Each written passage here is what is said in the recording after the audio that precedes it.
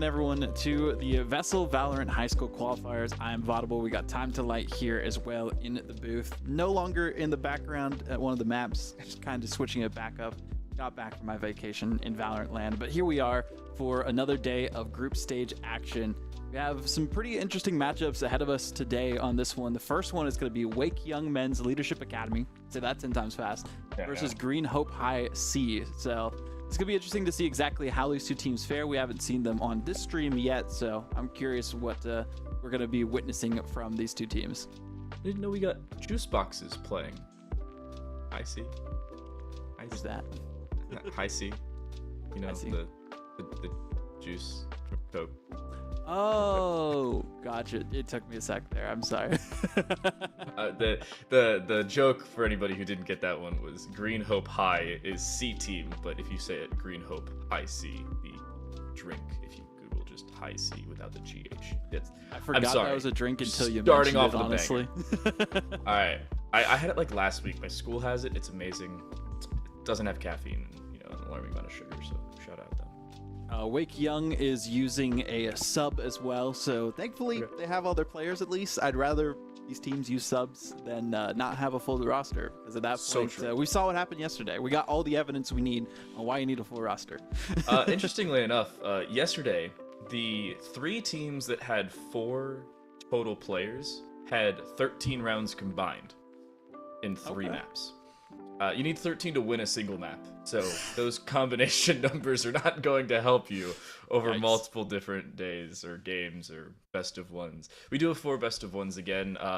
We don't have our schedule screen, but the abbreviated version is we start off with Wake Young Men's and Women's Leadership Academy versus Green Hope High C's team, Hopewell High versus Myers Park High, East Mecklenburg High School versus Hopewell High School, and Green Level versus Panther Creek High A team. So pretty good games, and it was really nice because we were only originally supposed to have 3 games, and then Green Level versus Panther Creek was at the end. Really happy about that. I want to see as many games in the group stage as I can, because once we get to playoffs and once we get to LANs down the line, all the information going to be significantly more valuable, not only on stream, but for the teams that play on stream.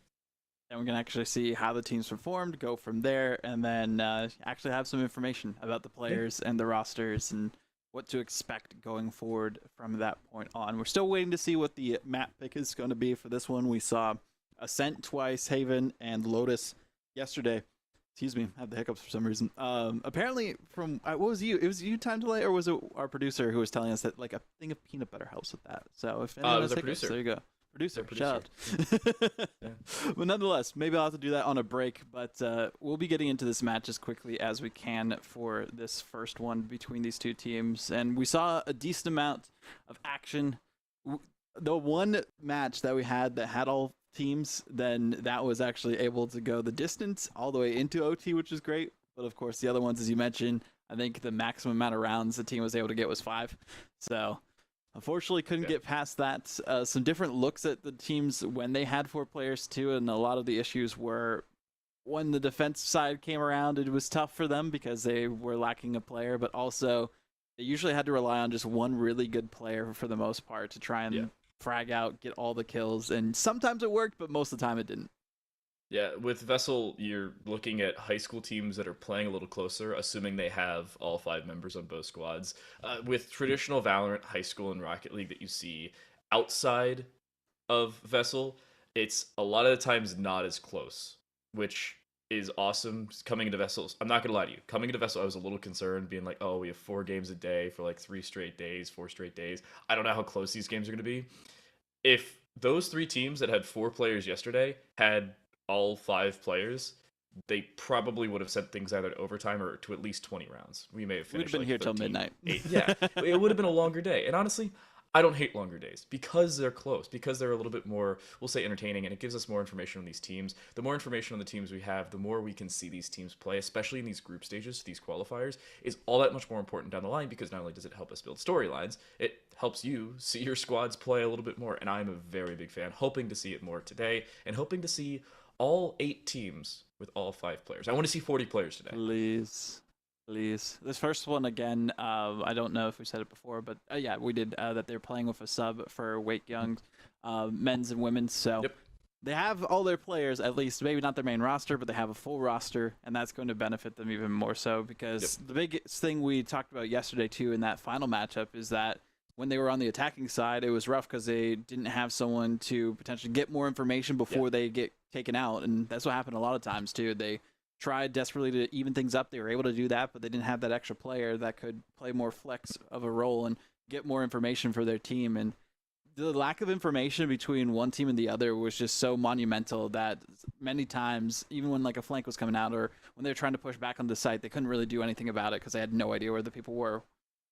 Yeah, we also have other streams running. We have our quad stream without casters, that is observers only. Shout out the VESL background team, and we have our main stream as well. On the main stream to start things off, we have West Mecklenburg versus North Mecklenburg, or East Mech versus, or West Mech versus North Mech, as they're abbreviated in our sheet. There's so many mechs. Across our quad stream, again, this is basically 4 separate quadrants of observer-only streams, just to make sure we can basically get as many games streamed and VODed out as possible. On the quad stream, top left is Palisades versus Mallard Creek. Top right is Myers Park versus East Mech, who we'll see later. Panther Creek, who we'll see later, versus Cabarrus Esports, or Cab Tech.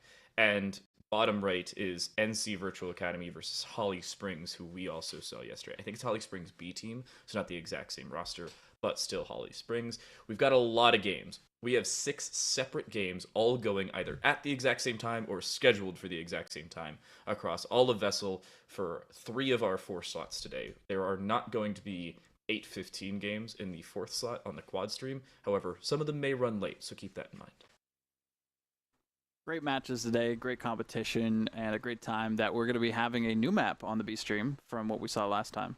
And this one's going to be split, so nice to see what exactly is going to go down there. I mean, before we even get into the picks between both these teams, what are we thinking for the comp for this one, CTL?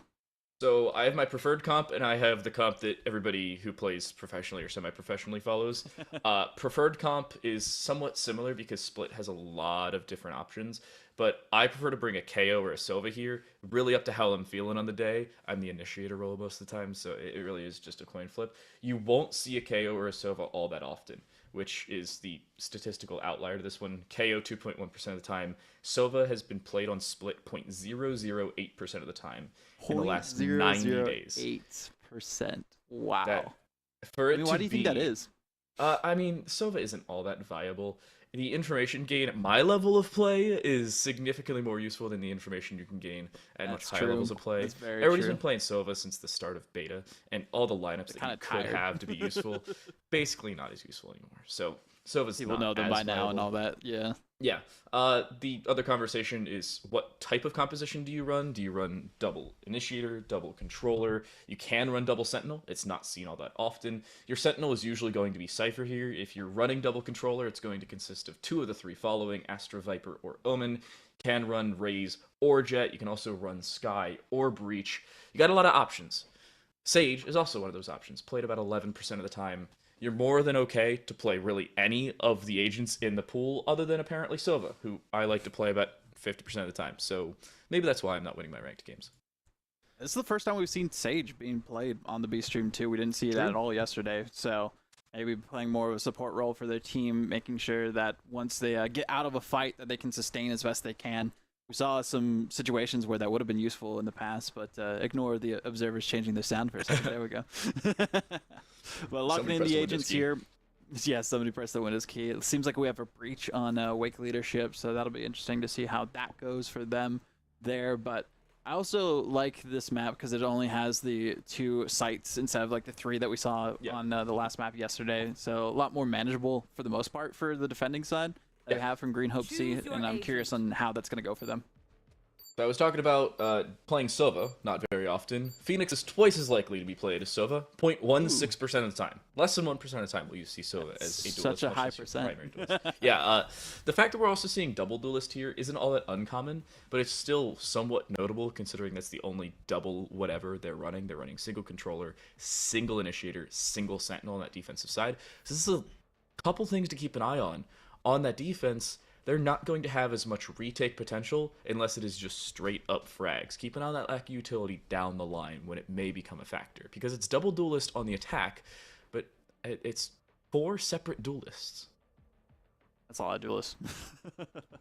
But I feel like that also kind of makes sense that we have more duelists at the high school level, right? Because people are used to playing just comp online, and then you know, a lot of it's kind of similar to like, what is it in Overwatch, the DPS role? Like that's the most popular role that's out there because people like to go and get eliminations or kills or whatever it is per game. But you know, it's fun to go. I play soldier only.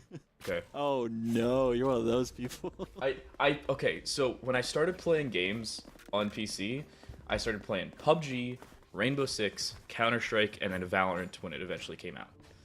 I didn't start playing Overwatch till 2021, and by that point, I had well over 2,500 hours between Val and CS. Fair.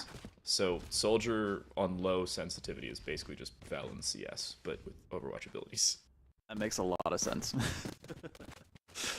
Well, we'll have to see how the Valorant abilities are being put to use here between these two teams, getting through the first buy phase, really just figuring out what flavor of pistol they want, and then going from then on out to see who they can take down, who's going to get the first win, and start things off strong. Our first full team matchup since the first one yesterday. I'm so happy about it. It better not be the only one again. That's all I'm saying. No, don't say that.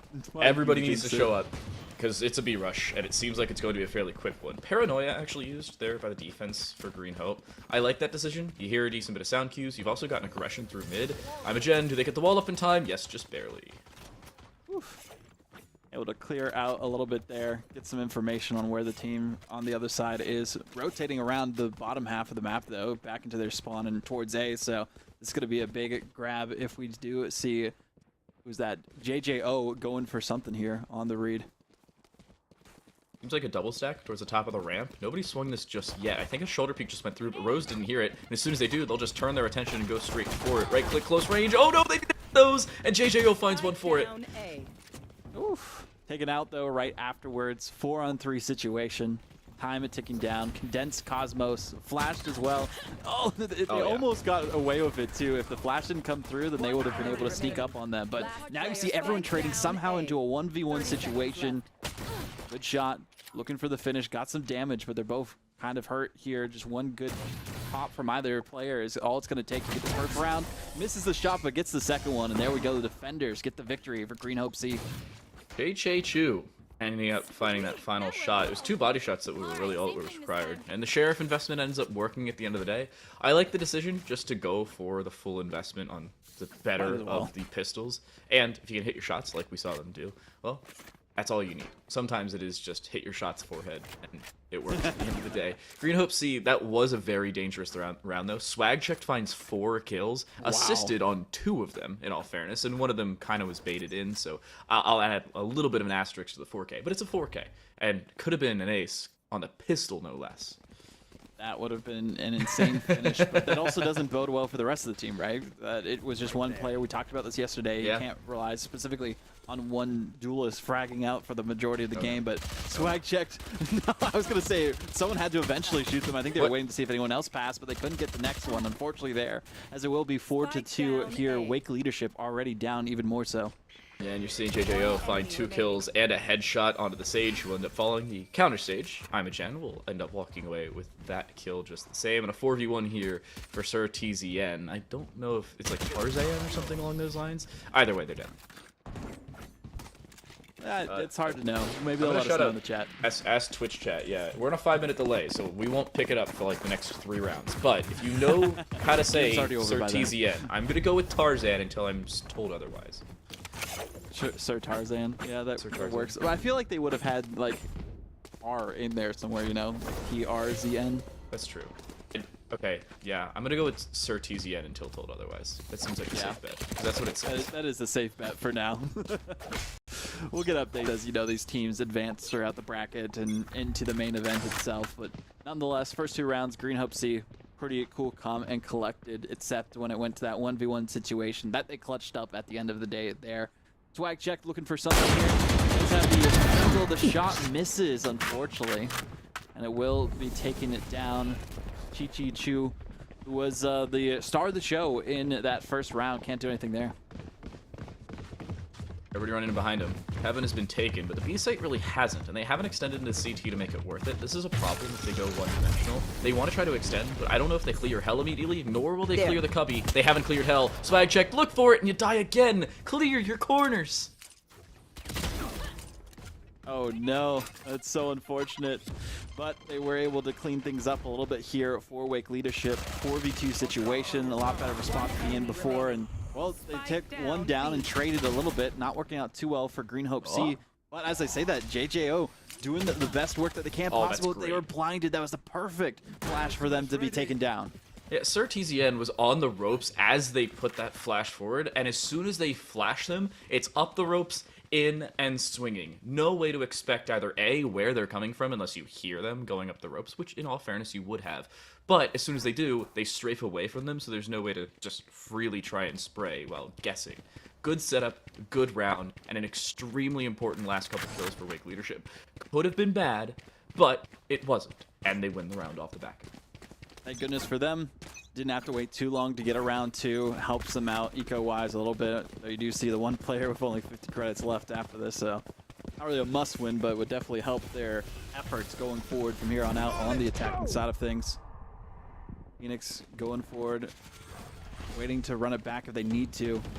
Oh, that was a great move from the Omen just to back off as well so they weren't overwhelmed. And I'm a Gen. Good look there too.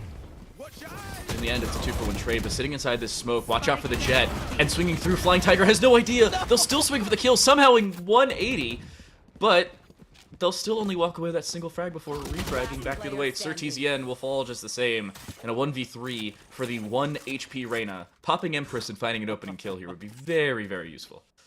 We'll see if that happens. I don't know if it's going to. One just good tap, and that's all it's going to take. Who else but JJO getting that one through? I mean, it's technically a 0, but I feel like JJO makes more sense than JJ0. I don't know. Yeah. That's another one we'll have to ask Chad about. Yeah. If you have any information as to how some of these player names are pronounced, because I've seen J90, I've seen J90, but it's pronounced J90. I don't know. I'm going with JJO, because that makes more sense to me. Yeah, same. Well, they have no 0s, at least on their stats so far with the way that they've been performing for Green Hope C. So that's a good look for them into these opening rounds, but got to see how it goes from here on out. And would you say Split's more defense-sided or attacker-sided, like favored when you're starting out? It depends on the agent selection, to be honest. With this agent selection, it's fairly even. Should be about 6-6 at the end of the day if these teams are evenly matched, but it's entirely possible one of them is just mechanically more gifted. Green Hope C because they're a better team objectively, and they could walk away with an 11-1 first half, and it wouldn't be abnormal if they're that good. Shrouded Step could be used towards the far side of the site, but that wasn't originally safe when they did it. They still get away safely, only to try and fight a kill, and they end up losing to Chu. Chu had a drought in the last 2 rounds when it came to eliminations, and then they were finally able to find one, but Green Hope C looking good here, clearing things out, only dropping a single agent in that engagement. Wake Leadership having trouble engaging onto these sites, really getting called out every time on which site they're going to, so maybe being a little bit too loud on these rotations and giving up themselves a bit too early. And I like the rotation that we saw from them in the first round, and we haven't seen anything of that sort since then. And one massive change for Wake Leadership is they have not been able to get in as a team and play those immediate refrags. One thing that we didn't see in that last round specifically was you lost the opening fight as your Sage swung onto the catwalk, and then other people swing, but either A, not with any utility, B, without any help, or C, not onto the catwalk, i.e. the Shrouded Step used it in the middle of the site without trying to find that refrag on cat. Could have been a lot better for Wake Leadership. I'm looking to see some of those improvements in these next few rounds. I want to know if the IGL is really pointing those things out, because there are some teams that make some of those mistakes early in the game, find out what they are, and immediately adapt. If that's not the case here, things could become more of a problem than a solution later on, especially with more and more kills going the way of Green Hope C. Ooh, looking good for playing on Green Hope C. Rose doing what they can to get involved, though, to take it right back. It's just down by 1 player so far for Wake Leadership. Trying to position themselves as best as possible, but JJO cleaning things up on the Sage. Swagjack looking good, though, with the angle to avenge their teammate. I was waiting if anyone's going to get baited out here or not. See if they can get rid of their vision for a second. I'm a Gen with some shots. Damage. It's 1, almost 2. There they go, and there's the round again for Green Hope C. Nice one from I'm a Gen. You ever seen one of those clips where it's like, oh, I missed an entire magazine, I reload and hit 5 one-taps? I feel like that's what just happened for Imogen, where they missed the opening engagement. Granted, the easiest kills are always the most difficult to find, where Bat was walking and turning away from you. Their head hitbox, in all fairness, is much smaller when they're turned away, but it was still just a little funny to see. And then as soon as they reswing, with swag checked, both of them die immediately. Imogen apparently switched hands on their keyboard or on their mouse, not controller. Hey, it worked. Maybe they're ambidextrous and they were just playing left-handed for a second. They have 2 mouses plugged in, and they changed mice, excuse me, on that one, and that's exactly what they did. What? Was that a collateral from JJ? No. He finds one, backs away, and then ends up getting flashed and takes a timing shot for the second. Wow. Top class sniping here on the operator from JJ. Great looks from them throughout the first 3 rounds. I was going to say, unfortunately, the first kill is basically negated immediately by the resurrection. So swag checks back on the board. And they're all heading to A. Not a soul is on B anymore. And it seems like Green Hope just got the memo that's the case. As soon as Imogen has their wall break, they have to throw utility and disengage his help. And Hope, I suppose, starts to come back. Yeah, Omen doing what they can here to put up the smoke. And Imogen waiting for something, getting blinded, so they can't really do too much, but they have a backup at least with their teammate. And it's taking way too long for Wake Leadership to push them to site. Excuse me. Swag check, that one taken down. Rose another. We've seen them pop off more and more so as the rounds go on. JJO though, traded back and forth, and Condensed Cosmos with a nice finish. And good usage of the utility. You don't have that same information you had a few seconds ago. You just saw the Sage, but do you reswing the ramp? Not immediately. At least not looking in that direction. Again, off the utility, they will swing and flash. Good information and good set of kills, especially with Che now finding the spike on the site. Now they just have to hold their horses and wait for the time to tick down. There's not really going to be any chance for Wake Leadership. Oh, that's so good. Search EZN taken down by Condensed Cosmos. Make sure that nobody is going to be able to save for Wake Leadership. 6-1 here, and you talked about potential for an 11-1. With the way things are progressing, I feel like that might be an inevitability. Such a great swing from Condensed Cosmos. They'd been shoulder swinging while just bait peeking and bait shooting for like 15 seconds. And as soon as they're like, oh yeah, I want to take the fight, instead of shoulder peeking again and actually sticking close to the wall, you just strafe an extra 5, 6, 7 feet. And you're not expecting that because you were just conditioned into seeing them swing 5, 6, 7, 8, 9 times to the exact same distance. As soon as you're thrown off, you're not expecting it, and you die because of it. Now we got to see if Wake Leadership can turn things around at this point in time. We said it was possible for this comp for them to tie things up for the most part, keep it close and competitive going into the second half, but I haven't really witnessed any of it. The one round that they did get was in round 3, and it wasn't as convincing as you would like to see. I mean, that was the first time we really saw them do well to engage onto a site, but it seems like slow and steady seems to be the plan for this team, and they're taking too much time. I mean, we almost got a timeout at the end to win for the defenders in that last round. They say slow and steady wins the race. Not in Valorant. At least not when you're losing a lot of these gunfights. Imogen finds 2. Will finally be shut down by Swag Check, who looks for another, but Condensed Cosmos is there for 2. And Green Hope C, they're up 7-1. It's the Brazil, and in very short order for the defense. That was a great pincer maneuver from Green Hope C. Both different angles. Everyone was focused in on Imogen, and then Condensed Cosmos cleaning things up afterwards. And look at the difference between these two teams, just kills alone. 10, 8, and then 7s across the board. We have 10 from Swag Checked, and then 3s for everyone else. Bat hasn't gotten a single kill in 8 rounds. I'm assuming that's probably the sub who came in for Wake Leadership, but it is what it is. You got to get those frags. You got to make sure that, again, we talked about it, can't be one player carrying for your team, and that's what we've seen so far, just based on those stats alone.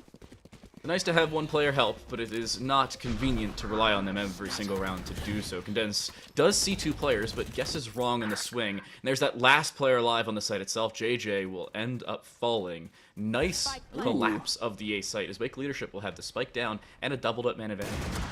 Who else with Swag Checked able to get those kills? Looking for 2 here. Gotta be careful about the operator that's waiting on the angle. We saw this happen before and said, oh, you know, maybe it's a good idea to bait with your teammates, and I feel like that's the strategy that might be working out best for Wake Leadership. But they have the spike down. They just need to defend it here. They don't need to get overzealous. They have all their players still alive, so plenty to work with. All eyes on Green Hope C on the retake.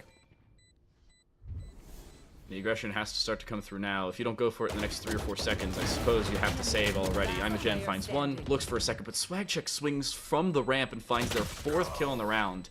No way to stay alive there for Plane. They would have been swung from heaven or from Wang or from the site. And no ace, but also no round for Green Hope.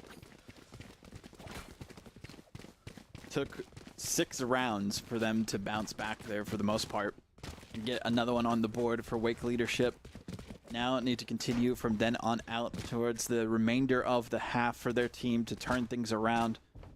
A little bit of a gap for them, but this might be the chance for them to get back on the board and get things ready for them. I mean, we had Surtizien, the only other person other than Swagcheck, able to get more than 3 kills.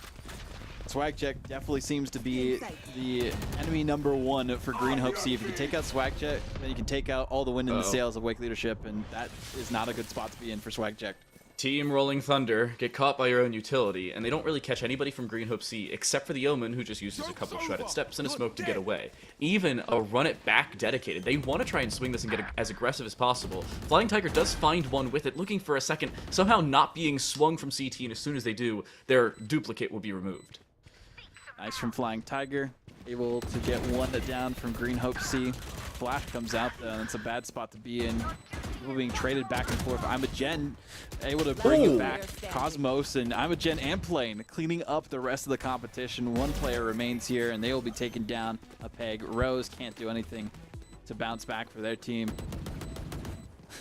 Just messing around, seeing if anyone else is going to go for the defuse. There we go, yeah.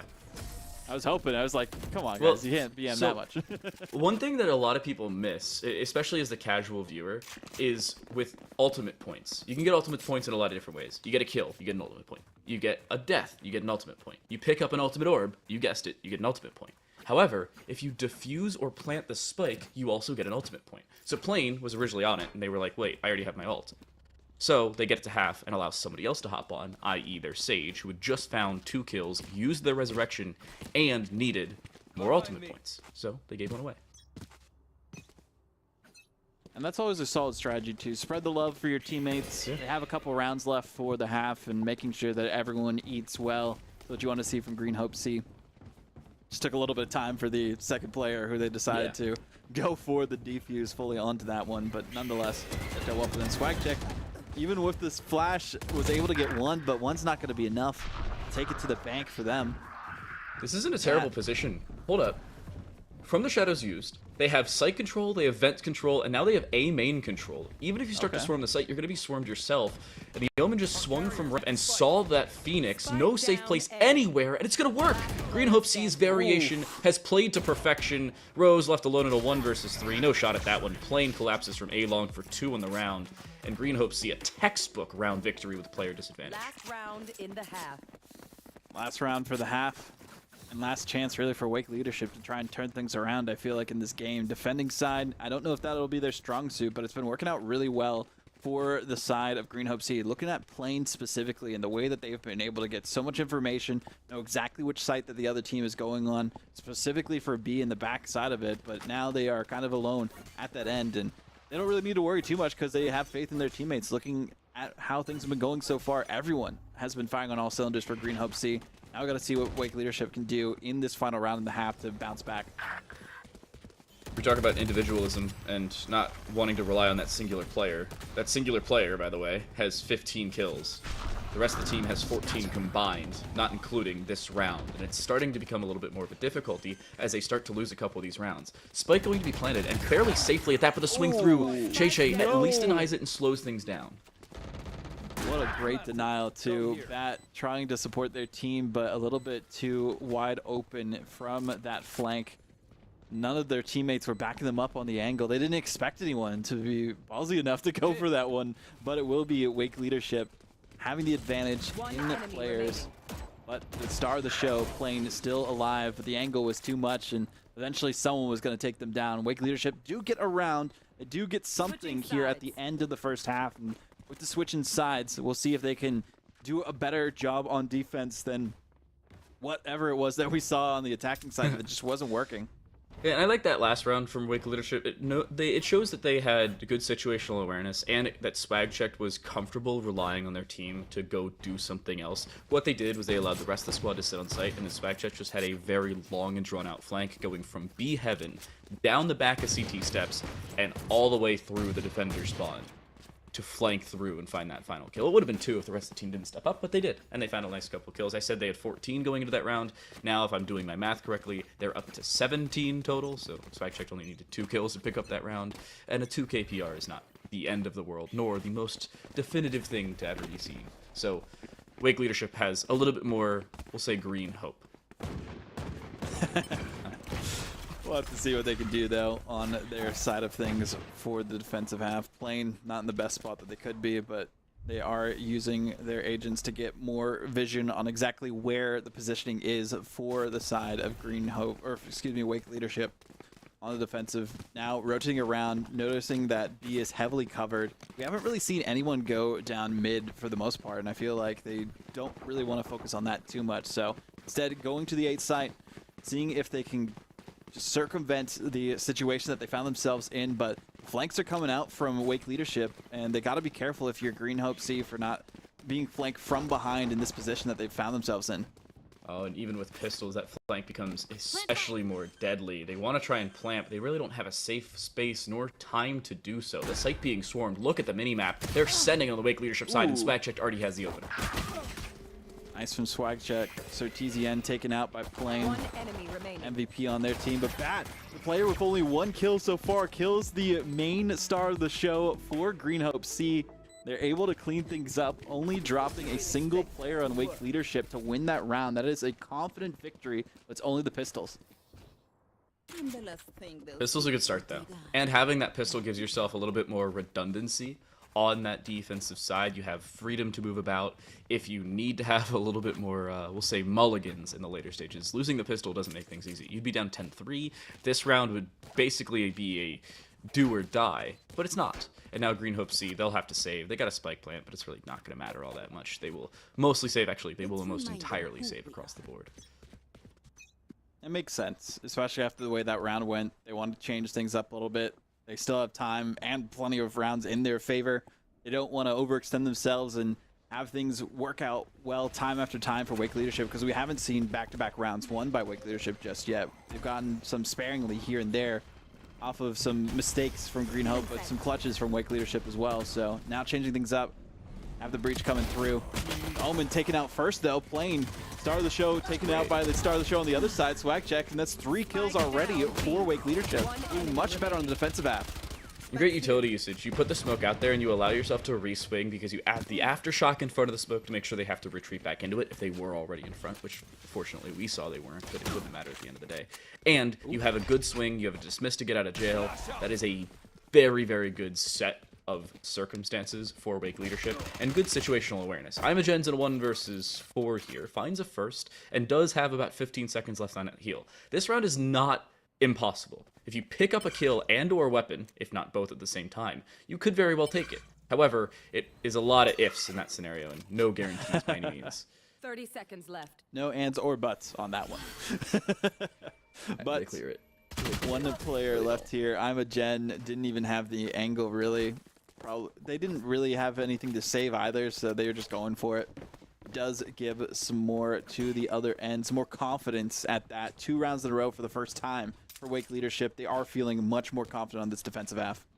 Now's where the rubber meets the road for this second half, though. That's the main problem for Wake Leadership. Oh, congratulations, you've won a pistol round, and a round where the other team had exclusively pistols. Exactly. How good is your defense when they start to pick up full weaponry? It is a rifle of choice, minus a bulldog for a condensed Cosmos. Everybody else has a full rifle, and Plane doesn't have shields. I just want to keep that in mind for later. If they get headshot by a Phantom or headshot by a Ghost, they're dead, because they don't have shields. Just remember that if they get headshot. Well, we saw them taken out from the get-go earlier on by Bat, and that was a great start there, too. And, well, speaking of Bat, they're taken out pretty early by JKO. It's just free, okay. They survive? How do they not take more damage from that? Slower plus paint shell somehow doesn't do any more than, like, 70 damage at the end of the day? That's surprising. And Plane is up A, and here's 2 players on the ramp. Yep, there's one. There should be a second. Does Plane find a second one there? Not yet. No, they don't. backing off. They're just looking up the shaft, and the smoke didn't really go exactly where they were wanting it to, I guess. But it was a yeah, flash. that's what it is. Flash, excuse me. Yep.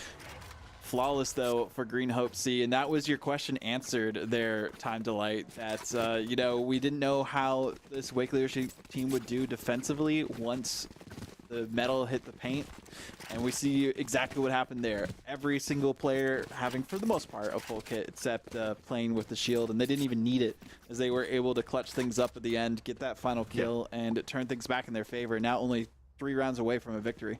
Now, I said that a little prematurely, in all fairness. Wake Leadership did have disadvantageous weaponry and utility. I think they only had 1 rifle for the entire team. It's called a bonus round because you're not supposed to win it. If you do, it's a very big bonus because you don't have to reinvest. This is really where they need to win. It's an ever so progressing pendulum on that defensive side, especially if you can pick up openers. And Bat is sitting in a corner for some reason. Okay. Bat gave them info, and that's all they needed to do. They're like, you go over there, wait and see if you can bait someone out. Didn't quite work out. Ooh, playing 2 in a row. They've now over 20 kills for their team. Yep. And there goes another flawless all the ways, as they are trying to just clean up this rest of the series. Still best of 1s today for those who might be tuning in the first time. This is the group stage, 3 teams per group, excuse me. Only the top 2 make it through. So as long as you get a win, you should be pretty much good, unless tiebreaker shenanigans happen. Yeah, I mean, if you get a win and you don't lose by a distance on your second game, it's better. Yeah, I think it's head-to-head tiebreakers first, so just, you know, win your first game and you're good to go. Don't just lose win. Forehead. Don't lose forehead. That's all I've got to say. I'm also paying attention to this second half I was talking about.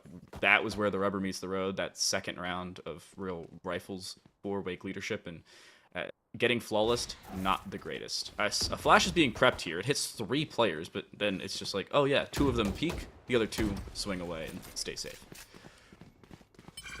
I think that was wise, though, for Flying Tiger to back off after they got that information. Oh, yeah. Rose with a good snipe on the Marshall, I believe that was, taking down JJO, who's been a pretty decent threat for their team. But I feel like everyone at Green Hope C has been a good threat as far as the dueling goes with their gunplay. But Wake Leadership, they still have had to rely specifically on to the side of, who is it that I was thinking of? Swag Check.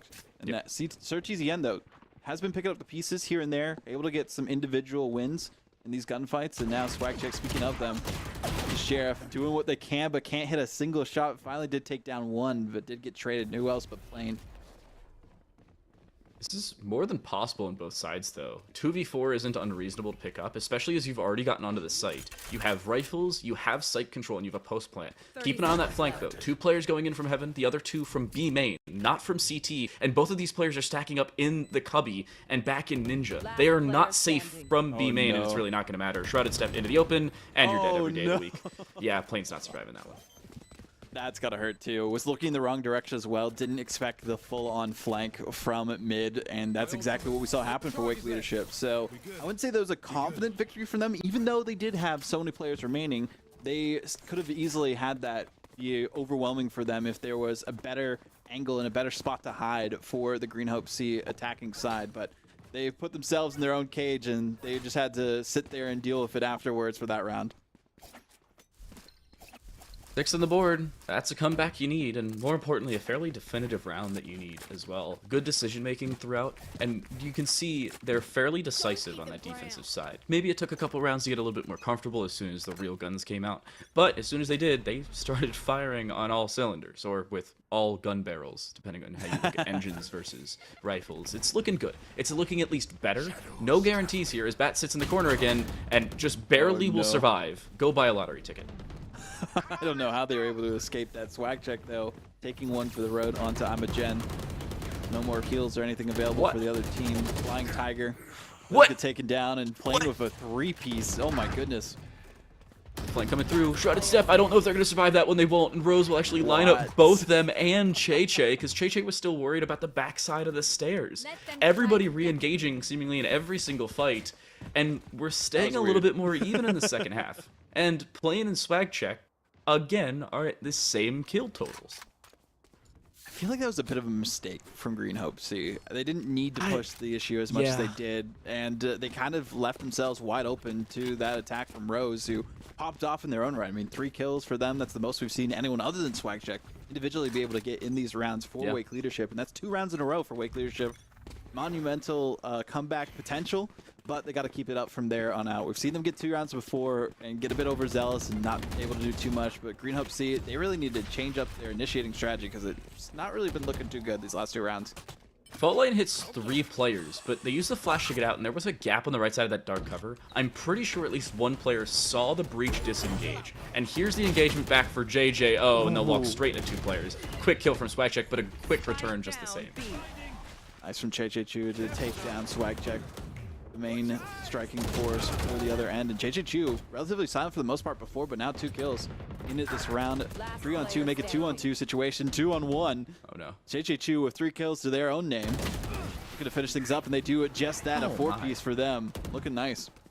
And good situational awareness again from Green Hope. That scenario, Imogen was still watching the flank because it has been a very pivotal part of Wake Leadership's game, whether it was back on their attacking side or now on their defense, and they were able to dispatch of 1. But the fact that they were playing trade potential in the site, and Cheche, even while alone, then found a couple kills over top, makes things so much better for Green Hope and makes Wake Leadership's lives so much more difficult because not only are they down 12-7, and they will face the next 5 rounds against match point, but all 5 players of Green Hope have ultimates, compared to just the Resurrection and Empress for Wake Leadership. This is the round to end all rounds for them in this game. They are ready to go all out and send in the forces. We do see the special come out here from JJO. Showstopper takes down Bat. Not exactly who you'd probably want to use it on, but still works out nonetheless. Sir TZN gets 1 for the road for their team. Flank comes through. There goes almost a 2-piece. Imogen needed that, but Sir TZN popping off in their own right in this round. And this make it end the round. They have the spike planted open, and they want to try and play off of it, but from 2 separate positions. Condense has been seen, but they haven't seen the Jet patiently waiting, who looks the wrong way. Good situational awareness from Swagcheck to still check that position, but they're now left alone. A 1 versus 2 still reasonable, and they may just stick it. Oh, they should have stuck it there, but they were kind of feeling the pressure from the other side, and they just need 1 tap here to try and take down this player. But if I'm this player that's waiting for it, I'm just going to wait for the time to strike, and that's exactly what Condense was able to do. Take them down a peg, get the win in this first series of the day. 13-7, respectable. I mean, you did better than the teams who only had 4 players, but only by 2 rounds at that. Unfortunate to say the least, but a lot of that had to come down to just... We talked about this. You can't win a series if you have 1 player popping off and the rest of your team's been playing kind of mid.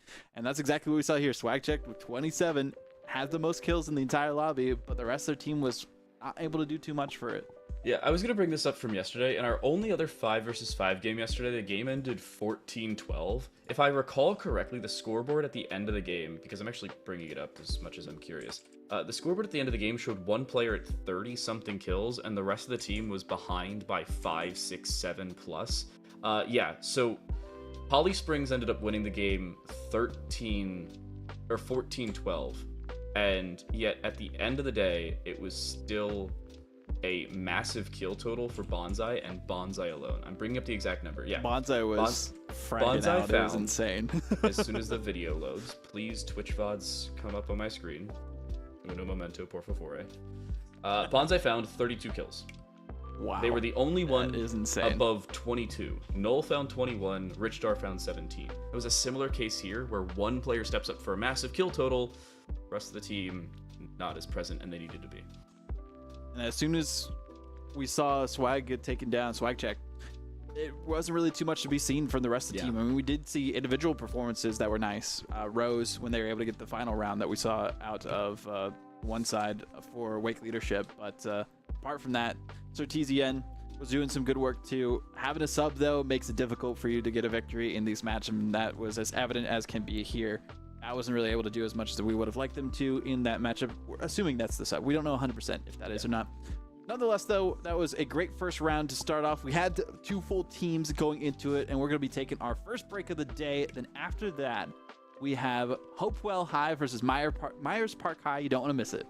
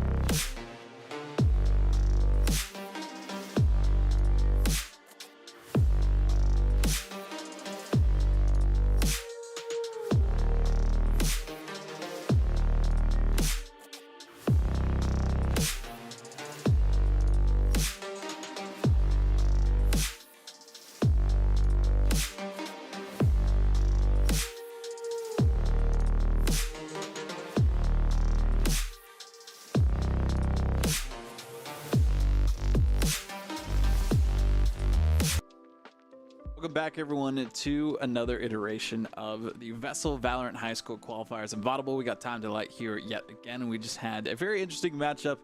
Full teams, but there was a sub playing on one of the rosters, and we kind of saw what that led to. 13-7 finish in favor of Green Hope C, whereas Wake Leadership tried to do their best to hold on to whatever they could grasp with their hands, but it just was not enough at the end of the day their time. Yeah, I was looking at that and saying maybe the sub was top fragging, maybe the sub could have been the problem at the end of the day. I don't know, there's no guarantee there. There's really the 6 1/2 dozen the other. Could have been from the A team, could have been from the C team or D team, I don't know. There's never that guarantee on occasion, especially when we're told, oh yeah, they have a sub, but they never conveniently tell us who the sub is. We could assume it was bad, but if it's not that, apologies. You know, that's how it goes. We got to make our assumptions as we can. Nonetheless, though, we have Hopewell versus Myers Park for this next matchup that's about to go down. And seeing these two teams playing on Ascent, we saw 2 Ascent matches yesterday, but this will hopefully be the first one, and it is the first one that we have full rosters for. So we get to change up things a little bit here. And a Yoru being hovered, interesting. I am very happy that we get to see a full game of Ascent with everybody on the cards. I'm also looking at a Yoru and the Cypher. Not only the Yoru, but the Cypher as well. Gecko's being hovered, surprisingly enough. Arena being picked by Aranio. Totally going to screw that up at some time. And you're seeing double Duelist. It at least hovered for both sides. Guaranteed for Myers Park, but hovered for both sides. We saw a double Duelist in the last game, too. Which team was that again that had the double Duelist? Both of them. Just both of them, yeah. Yeah. And I was talking about that too when we were going into that last match as well, is that I feel like the double Duelist, a lot of it just comes down to comfortability. Again, it's one of the easiest roles to get into is playing Duelist. So that way you just focus on getting the kills, getting the frags, and taking down the other team as best you can. So we'll see if that is the case here for both of these teams, or if things are going to change a little bit for these squads. But actually, we have triple Duelist on one side. I did not think they were going to lock in a third, but if you're on the attacking side, I'd say might as well go for it. The main issue they are going to have is utility post-plant. If they end up getting that plant down, Hopewell will have a very significant advantage. But there's occasion where they just may not find anything with it. There are no guarantees here. I'm going to say, based off of composition, Hopewell have a little bit more balance overall. They're running double Initiator. They are running that double Duelist. No Sentinel for their defensive side, surprisingly enough, so they don't have that courtesy of the Cypher or the Killjoy with that Phantom pressure because of utility.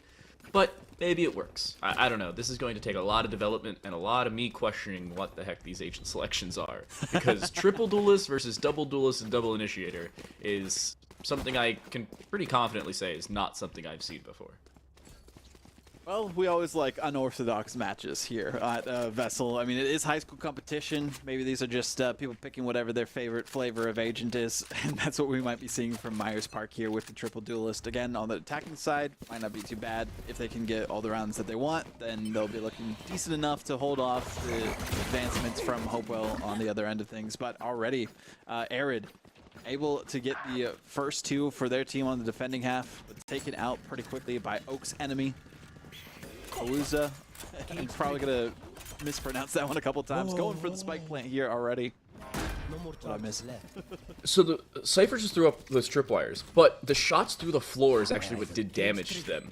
Onto the Sky, I believe, as they disengage. And Sky, worst player to lose HP on in this 3v3 because they are the ones that have the heals, but they can't heal themselves.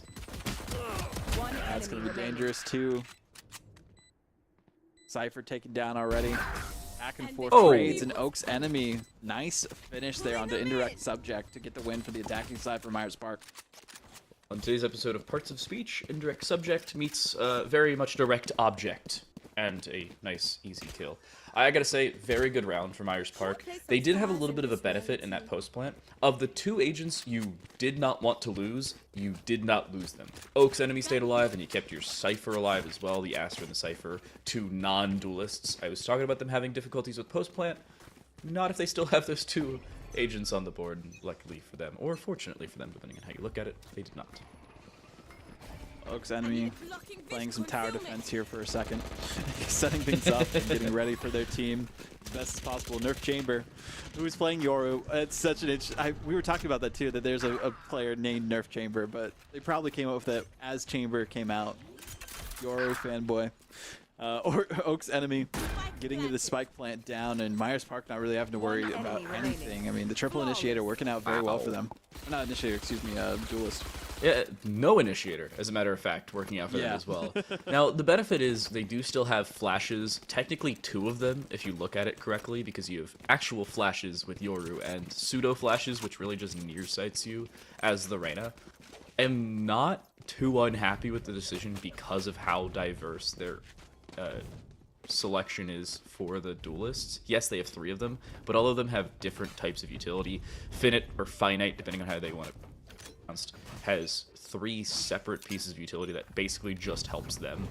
Auza has something completely different where it exclusively helps their teammates, or almost exclusively helps their teammates. First blood already for Walker, I guess you'd say the name is. Arid taken down already quickly. Nerf Chamber with a good bounce back for them. Pretty even between these two, and this is the longest we've seen. Well, I was going to say that was the longest we'd seen Hopewell have 3 members on their side in these first 2 rounds, but 1 remaining for Wizard. Misses the first shot. No, you have to hit that if you want a chance to at least take a round, or at least take some lives and some econ away from Myers Park. But 3 in a row, confident victories here from Myers Park, and triple duelist, everyone firing on all cylinders too. It's just been hold W for the most part for Myers Park. I was trying to figure out what Myers Park was doing there. They had the entire site, they had helo control, they had a camera on site, and then Booger was just running around with the spike. You kind of need to plant that. I'm no expert, but pretty sure you need that. They were messing around. Oh no, did you see that all chat? Oh no, it's a mind game. They just said get more rounds than the 4v5 team. Y'all got it. Oh no. Oh no.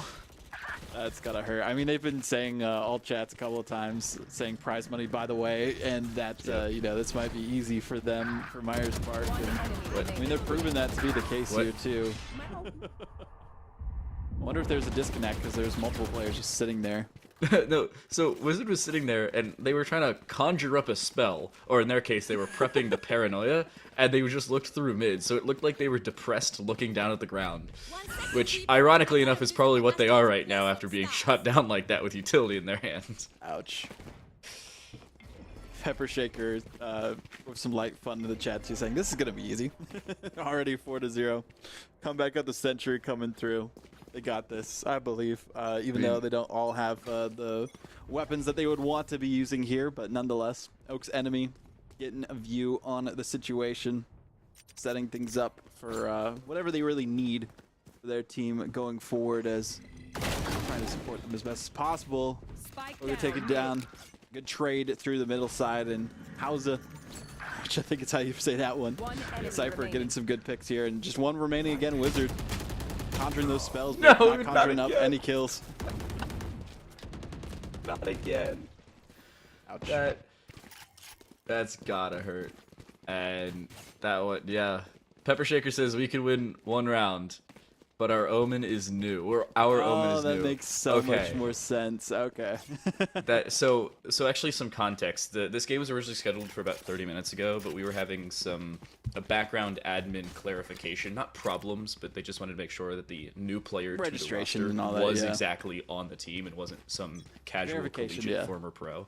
So they wanted to make sure of that. I think Wizard is that player. Well, now we know that they are completely new. Yeah. I can't say I'm surprised by that, just walking around with the smokes in hand. Cosmic Divide into a Nebula, and they just walk in. Finite catches Wizard again, look in the wrong direction. This is a slaughter. Ouch. Ouch. Finite with a 3-piece that time. I mean, there really hasn't been too many notes to give Myers Park on this one. Just been here as spectators, having a good time, you know, eating some popcorn and enjoying the bar while we're at Ascent here. I unfortunately don't have my green screen up, otherwise I'd show you all. Nonetheless, got to see what Hopewell can do. Maybe the defensive side, not their strong suit, so when things switch on the half, they could potentially get things going, but they feel down going into this, and that's not really where you want to be. Even the teams who had 4 players on their squad, they were confident and doing their best and putting their heads together to try and get things going, but again, when you have an inexperienced player that you aren't used to playing with too, and you're playing against a triple duelist comp that, of course, seemed to be one of the more competitive rosters out there from what we've witnessed. It's going to be a tough order to fulfill to at least get a couple rounds. It is just a W hold every round. Myers Park picked the triple duelist and is playing to its strengths.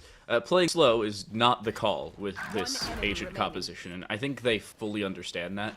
I'm looking at Myers Park when they get into maybe closer games down the line to just keep an eye on some of those possibilities. This cam misses its mark, I think. I'm not really sure if you can line that up from the other side of the wall. Keep that in mind maybe for later if I see it in the defensive side. But I don't know how long this defensive side is going to last because it is a very clean first half. 7-0 in about 7 minutes or so. Just take a big old drink of water, and then by the end of it, the half might be over based on the way things have been progressing so far. And looking at Hopewell, I mean, what do they need to change up here? Time. I mean, time has been on their side a couple times. We have seen some hard pushes, of course, from Myers Park, but it just doesn't seem like they have anything set up at either of the sites really to counteract any of what we've seen from Myers Park. I was talking about their lack of a Sentinel earlier. This was my main concern. Sentinel utility can massively help you on that defensive side, just to establish fights and keep that distracted attacking side looking a different direction. And Dimensional Divide working. Oh, Arid was stuck in the corner. I thought they were on the other side of the wall, and I was surprised they weren't cleared. Turns out they were on the close side, and it goes back to bite them. Wizard gets swung by 3 players. I don't even know if they've seen 3 players to kill thus far in this game. It is a similar scenario. Pepper Shaker. Yeah, that. Okay, well, at this point, Myers Park know that all they really need to do is hold W based on the competition that they're facing here. And again, it's always great to have these competitions available for all skill levels. It is high school, so you're going to get completely different spectrums of experience in Valorant. Some people maybe, like Wizard, just picked up the game for like recently and got with this roster and joined the school too. We had to do a whole registration verification for them too, so... Now seeing the difference here between kind of the top end and maybe middle towards the low end, you could say, for Hopewell so far, really just goes to show the vast differences in skill when it comes to a game like Valorant compared to some other titles that are out there. And Wizard just using their abilities, and hey, they were able to escape that time, so things are looking a little bit better for them. They weren't in a good spot because they're right into the firing lines. Yeah, they even shoot the clones. They'll end up being flashed. Their position was still detected because the camera's seeing them. There's a lot of problems that just do not have immediate solutions. And regardless of the individual player having new or lack of skill or situational awareness, I don't think Wizard playing the game for any more than 10 minutes before the series started would have had all that much of a series difference. I don't know how new Wizard is. Yeah, it's not even all on Wizard either. It's like Myers Park are that much better. They're playing as a team, but they're also holding W. They know where people will be hiding if they aren't as experienced. And how many flawlesses is that now? I've lost track. Lots. Very, very many flawlesses. It's like they're playing Call of Duty right now. Yeah, this is just looking like a game where Myers Park is miles ahead, and sometimes that's the case. You're not going to queue up into a ranked game and play Immortals or Sentinels every single game and get dusted down by them, but there is the occasion where if 2 teams with no skill level difference, or like no skill level restriction enter into an event, then you're going to have the first rounds of those tournaments. Yeah, this is the group stage too. We'll see things develop as it goes down the different competition. Who knows? Maybe for Hopewell's sake, that there's someone closer to their skill level in their same group they can potentially get a win against as well. But we don't know that currently. But we do know Myers Park's decent in this scenario. We'll have to see how they fare against the rest of the competition. Hey, they did get taken down. No flawless there. 2 players eliminated from Myers Park. But as I say that, it's even more taken down too in Hopewell. They have a chance to get around here. Just 1 player remaining, and they just got to take their time. They're defending, so they don't need to push onto them too much. Wizard does push. I actually like that decision. Get a little aggressive. Figure out where exactly they are. Figure out if they've already cleared from A main. Now that you know they haven't, what's the call? All 3 players are stacked up. They're not risking anything whatsoever, and you really can't blame them for it. This aggression is very well founded, but now's where that problem could start to set in. Time's expiring, and damage onto a red, but here comes that reswing. Everybody's here, and a small army facing them. Hausa still finds 1 through that smoke. Backing off 2, still about half HP. Going around maybe to a better position, or just going for the save at this point in time. I mean, 35 seconds. Yeah.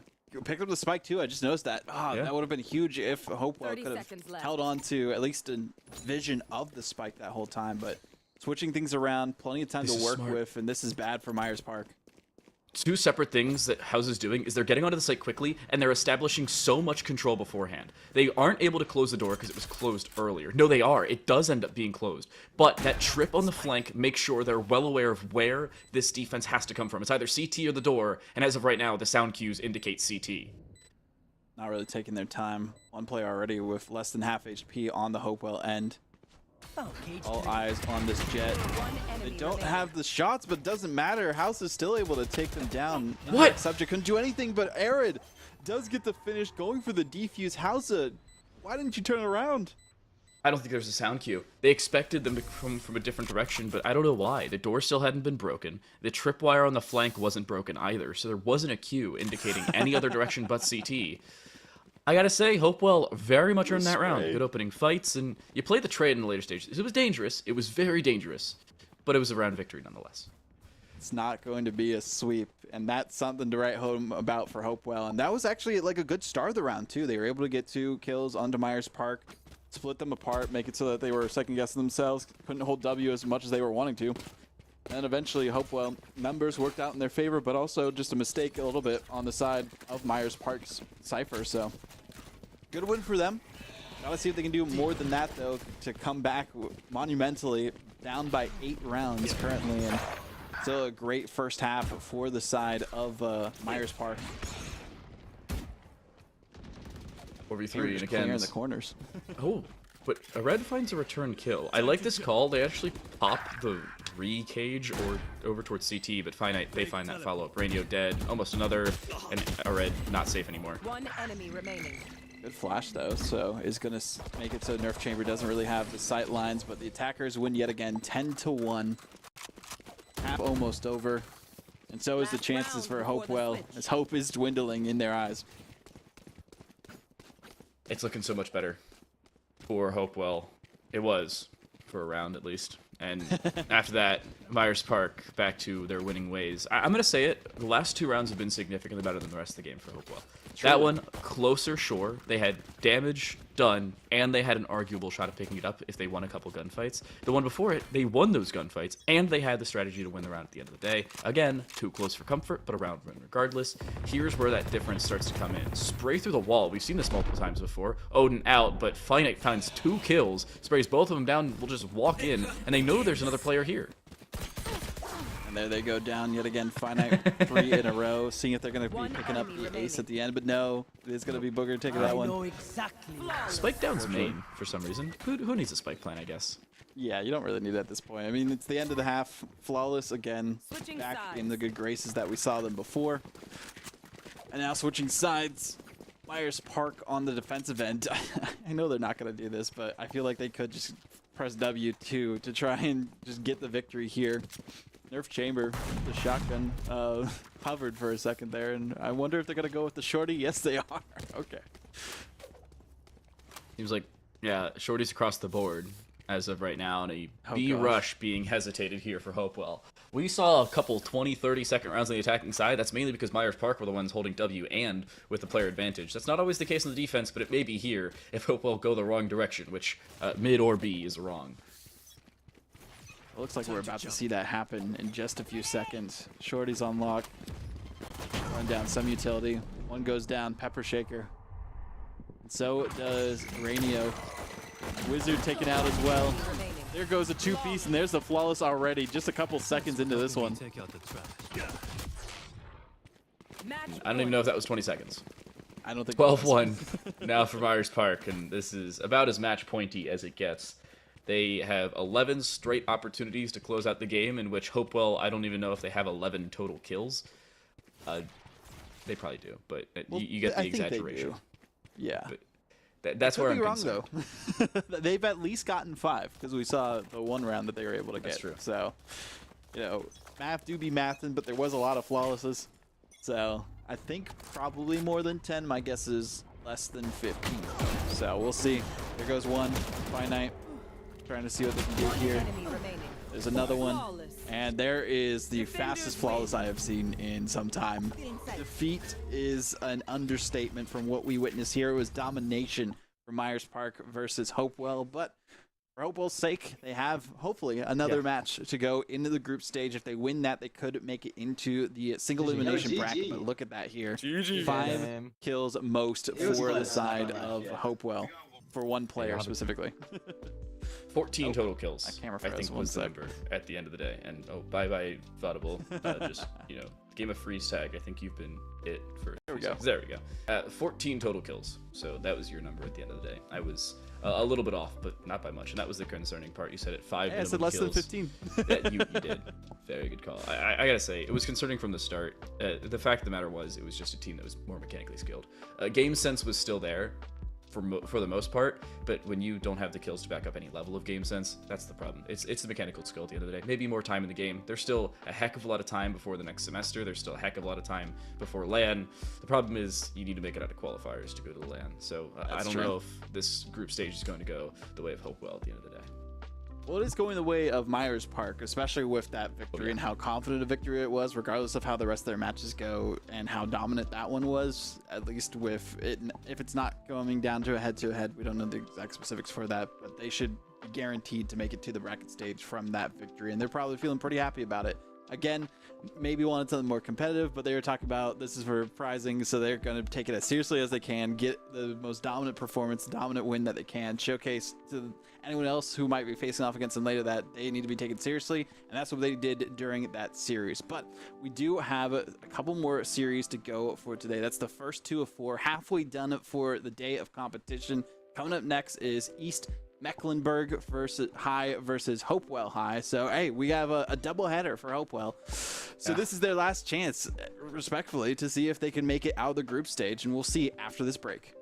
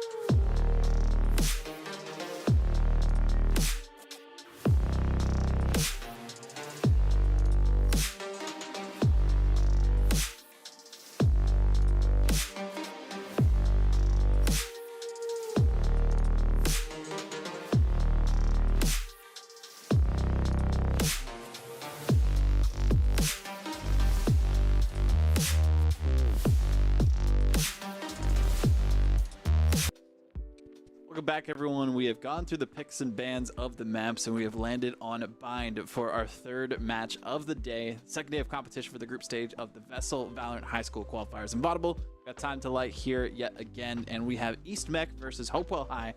Hopewell High playing in 2 back-to-back matches this time, and last time didn't really go too well for them. They only got a single round, so it's only upwards from here. Yeah, that's the hope for them. They are on some new accounts, unintentionally. They didn't know they were playing back-to-back games, and honestly, I don't think we did either. As we look back over the schedule, and they're like, "Oh, we well, saw it's like, Hopewell's playing next." Jump scare. Yeah, apparently somebody queued for a ranked game, got into the ranked game, and then the player walked behind them and was like, "Hey, why are you in a ranked game? We have another game in like 10 minutes." And they were like, "Oh, well, now I have to dodge." And they couldn't queue a custom game because they just dodged a comp game, so they did on a new account. So if you see a new account for Hopewell, it's not a new squad. I think there's actually 2 new accounts because 2 of them may have queued together. But it's just something we'll keep in mind for later. We'll also give you the name translations as soon as we get them. Indirect, it's Yuki and Warble are the 2 players. I believe Yuki is... I have no idea. I'm gonna have to ask our producer. Rainio, Yuki is Rainio, and Warble is Arid. I won't have to ask the side of Hopewell. There you go. I got you. But yeah, we'll have to see how they do against East Mech. This is their last chance. If they do lose this matchup, then they are out of the group stage. All eyes on the prize for Hopewell. If they can get this win against East Mech, then they will move forward likely, depending on how good of a victory it is based on how that last match went. But a lot to work on from that last time. How are we feeling about the comp here, though, for Hopewell? I'm not seeing anything specific for East Mech, but Hopewell is where I'm really paying attention. The Gecko is going to surprise me a little bit here, as is the Phoenix. I'm going to say it a couple times this week, but this is high school. This is group stage. Play your comfortable agents. Don't play the agents that the pro players are playing. Unless you get to games where you are 100% sure it is going to go the distance. In that case, maybe play a little bit more close to what is technically meta. I'm going to give you the stats in a few seconds as soon as I refresh my page over here that I totally accidentally closed when I was closing some tabs between games. But I got to say, the Gecko is really the one that surprises me. Phoenix, kinda, but it's still a duelist. So think of that how you will. Think of it as you can, yeah. And we see Wizard again on the Omen, trying to learn 1 agent at a time. I feel like is always a good thing to do when you're just getting into a game like Valorant and ones that titles that have agents or operators or whatever else is out there. You know, the world is your oyster. Learn 1 character at a time, then you will do well from then on out. So here's my analysis of Hopewell. Of the 5 agents they're playing, 3 of them have below a 7%. No, sorry, 4 of them have below a 7% pick rate. Wow. Jet 6.5, Omen 2.5, Gecko 1.69, not so nice, and Phoenix 0.61. 0.61. Your only normal agent here is Sky, which is played 86.9% of the time. 86%. That's near professional crazy. or professional games. This is give or take T2, T3, and above in the last 90 days. So this applies to the most recent update. This applies to most of the updates beforehand. I gotta say, seeing most of these agents really surprises me for Hopewell. I'm also going to say this to most new players. If you are playing the game freshly and wanting to learn an agent while still playing a supportive role, play Brimstone. Basically viable on every map. And the smokes are so easy to use. You almost cannot miss. Well, there is some good sage advice here coming from it. No, Time Sage, to light. Brimstone. Now we got to see Brimstone advice. Yes, I knew you were going to make that joke, so I set you up for it. But Hopewell, we'll see what they can do on the attacking side. They're on the opposite end at last go around, and it didn't really work out too well for them. So maybe this changeup will be in their favor. The Cultra, or my Cultra, doing what they can, had the turret set up, know that somebody at least is coming towards that A site. Be wide open, so the rotation all the way around, wise, and a good decision here from Hopewell that they aren't fully sending like we saw happen from the other side. It's a very slow part of this, not only in terms of taking individual sides, but they barely poked over towards A showers, and they're just sending it back towards B long. The issue is they didn't really bait over all that much of a rotation. It wasn't a full dedicated fake, and now on towards B, here they'll go. Pepper Shaker looking for that opening shot if they can find it, but Paint Shell's behind them, and they have no safe space. Dizzy misses, and this could be the problem they're walking into. They'll still look for a fight and lose regardless. Spike planted. Sorry, I had to make sure my notes were correct for this one, but so far the notes for Hopewell, they were doing good for a bit until Good Game was able to take down Wizard. The defuse coming out already, and there wasn't even anyone engaging onto the site, giving them so much time on the defuse that it took way too much in this first initiation to get back onto the site, and gave it straight up to eSmech without much of a fight. And eSmech in that scenario is having way too many easy ways to get back onto the site. I don't hate the decision for Hopewell to try to dedicate to a flank there. Sending 2 players is the main problem I had with it. You have no help for your singular player stuck in the garden. Your on-site presence just collapsed after getting that spike down. And Warble did play it correctly. Use Wingman, get the spike down. You have an opportunity to get through, but at the end of the day, not the case. It's actually Arid, by the way. Apologies. Warble's Arid playing Gecko in back-to-back games. And like we said earlier, Yuki is Rainio. Yeah, for ease of our sanity, we'll probably just call them by the names that are going in this game specifically, and then, you know, once we analyze stuff afterwards, talk about Rainio and Arid. But Yuki and Warble, that's what we'll refer to them for now, just to make it easy for those who are watching currently. Those are the accounts that those players specifically are on. We'll update you with that as we can. Scarlett Johansson, though, apparently in this game. Yo, shout out Scarjo. I didn't know we were getting the Black Widow in this game. That is dangerous. Who gives the Black Widow peak shells or massive explosives? This is gonna be a problem. Also, walking through that utility, probably not the greatest of ideas. Good game finds 2 inside of lamps, and yeah, this round seems to be over. Wizard even caught by a paranoia. They'll get the spike down again. Wingman will do so successfully. But oh, Good Game could have gotten the ace too, but Scarlett Johansson wanted to get involved in getting a kill in the second of course round, she does. so I respect it. Scarjo just has to be in everything. Gunfights, movies. Honestly, very big fan. So, you know, not complaining. But 2-0 East Mecklenburg. This is looking good for them off the bat. We saw the Mecklenburg clash on the A stream earlier. It was West versus North. West had 3 players. And that game ended in like 15 minutes. It was 13-3 or 13-2. More rounds than Hopewell got in the last one. And that team had 3 players. Oof. you Rough spot to be in, but remember the alt chat? What it is. You remember the alt chat? Can you guys get more than the team with 4 players? Oh no. They couldn't. No, they couldn't. Or the team with 3 players, but it is what it is. You got to take things one step at a time. This is the beginning of their journey throughout high school competition for Valorant, and you got to take one step at a time, and that's what we're seeing from them. East Mech, I mean, set up perfectly. Yuki getting the 2nd kill in these first 3 rounds for Hopewell. A couple more coming back and forth for East Mech, able to just almost take down the sky for Hopewell. And there goes one shot, Wonder Wizard, and the defenders take this win again, but Yuki picking up 2, looking pretty decent on the carry here. And again, for those who don't know who Yuki is and we're watching the last match, that's Rainio as well. Yep. We'd love to call them by their original name, but I did that with a Rainbow Six Siege game once where the teams tried to troll me. I've done that a few times. Not fun. Not going to. I love y'all. Not gonna. East Mech. Also, the problem is we just be saying it in death feeds a few times, and maybe they switched accounts so they don't have the same accountability. I don't know. And mostly kidding, but this is a Hopewell team who you can tell is very new to the game of Valorant. And individual players as well, they said, oh yeah, Wizard's new. But it's not all on Wizard. No, it's not. It's a whole team effort, especially in a game like Valorant. You can carry as much as you can, but it doesn't seem like they have a specific carry of that sort. And speaking of that, Yuki, who did get the 2 kills for their team in the last one, sniped out by Scarlett Johansson. Good game. Seems to be the carry as well, being the main duelist on the Jet here. 3 kills in a row. Got 4 in the first round. Cultra looking for some sniper shots through the smoke. Not going to connect, though. Nobody really in position. Pepper Shaker, they did pretty decent for themselves, at least getting kills in that last series, but nothing so far here. The Flawless coming out from East Mech, and gotta hurt when you're just getting started with a Valorant comp team to hear Flawless too many times against you. Yeah, this is a scenario where Hopewell is in a very good position to learn. They say you win or you learn. Hopewell is going to do a lot of learning today in the group stage as a whole. I think it's just a singular round robin. So this should be, assuming they lose it, their last game of the group stage. But this will also give them a good litmus test of what they have to learn.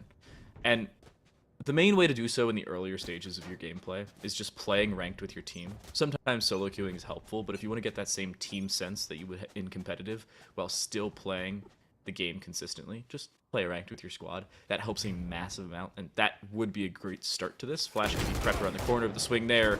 Damage, but just getting away almost safely. Updrafted the corner, another cloud burst, and they'll get away safely somehow. Pepper Shaker almost, but a little bit delayed on that engagement. No smoke coming through. Get some ult points for themselves too. See if they can carry that forward in any direction, but this B push slowly simmering down into a halt.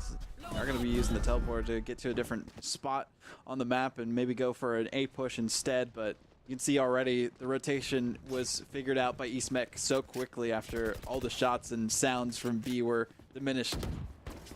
The rotation's already fully here. 5 players, a flank being set up as well. Guiding Light will give sound cues that there's still members there as well. Here's the run it back, wanting to find something, but it's sprayed down already. It's a good flash though. And the flank. Oh no, the flank denied, but Warble is able to pick up their second kill of the game. Yuki taken out. Seconds left. The East Mech still holding on to this spot. One enemy remaining. Chances dwindling for Hopewell. Can Wizard clutch it up? They got one, but nothing after that. I was hoping a prayer, but it wasn't enough. Wizard, though, gets there first, and kills at least racking up for Hopewell, so they are making progress. It's just not fast enough in this series. I'm gonna say it. If Wizard doesn't have a sheriff there and they have like an SMG Could've or gotten an the AR, three-piece, yeah. you're probably looking at 2 or 3 kills there.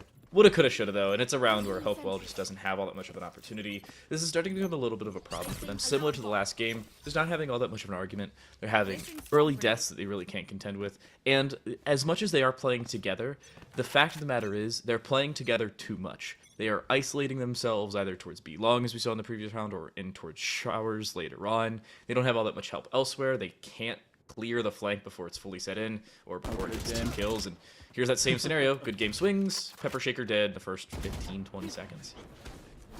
Backing up on the play too, making sure not to overcommit too much, but have their ultimate. Just waiting for everyone to go to the slaughter. Yuki taken out too, and that was the one player who was able to get the most kills so far for Hopewell. Chances diminishing even more so. They're taking their time. They have some of it at least to do just that, but even the abilities being used by Gecko just a shot out of the air and denied. They're having to rotate back towards B, but even then, there's 2 players waiting on the other end of it, and from what we've seen track record-wise, that's all that's really needed by EastMech to take out the rest of these players. They are headed a different direction. Problem is, they've done so without making any noise elsewhere, and they're doing so into still an occupied site. 2 players seen here, and the flash just to make sure it is being locked down. Hey, there we go. Nice kill on the flank. Good game dispatched of. Massive one to take care of that, but there's still even more of a flank coming through B mid, and they have Garden's control. That may be the threat. Ouch. Warble. Wrong place, wrong time for that advancement. Taking down pretty succinctly. There's a bit of a trade though, so it does work out. Indirect subject popping off a little bit for their team, but can only do so much. Duelist taken down a peg and 6-0 already. First bit of this first half confidently in the hands of East Mech and Hopewell. I mean, you talked about this is just going to be a learning situation for them for what we saw in the last game. We're hoping for them. I know we keep saying hope, but that's all you can say in these situations, that it would be a bit more of an even matchup for them. But it seems to be a little bit of the same. I mean, them being on the attacking side makes it even more apparent that they still need to work on a few things here and there. You know, usually towards the end of these games, I'd be wishing them well, but I'm corny, and I'm going to make the same joke again, so instead I'm going to hope them well. Oh, gosh.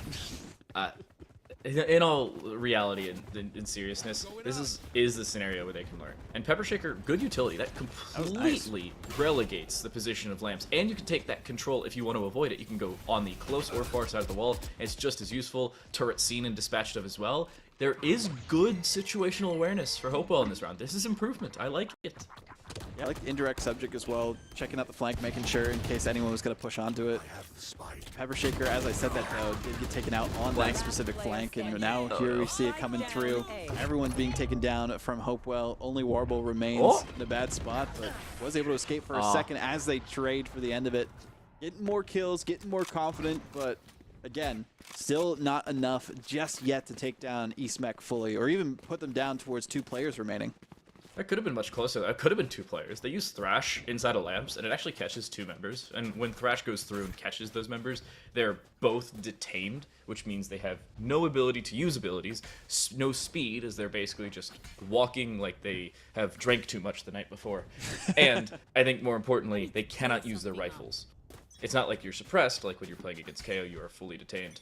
Mike Ultra has disconnected, but East Mech do not care. Mike Ultra has yet to pick up a kill, interestingly enough, true. and there's still 7-0 on the team. So yeah, you've lost your killjoy. You should be okay. Yeah, they haven't really called for anything at that point. I mean, they don't really need to. It's 7-0. Maybe even things out enough for Hopewell, but you talked about it. Mike Ultra hadn't even gotten a single kill so far. And there's actually a player still on East Mech in these 7 rounds that hasn't died yet, which is just crazy to me.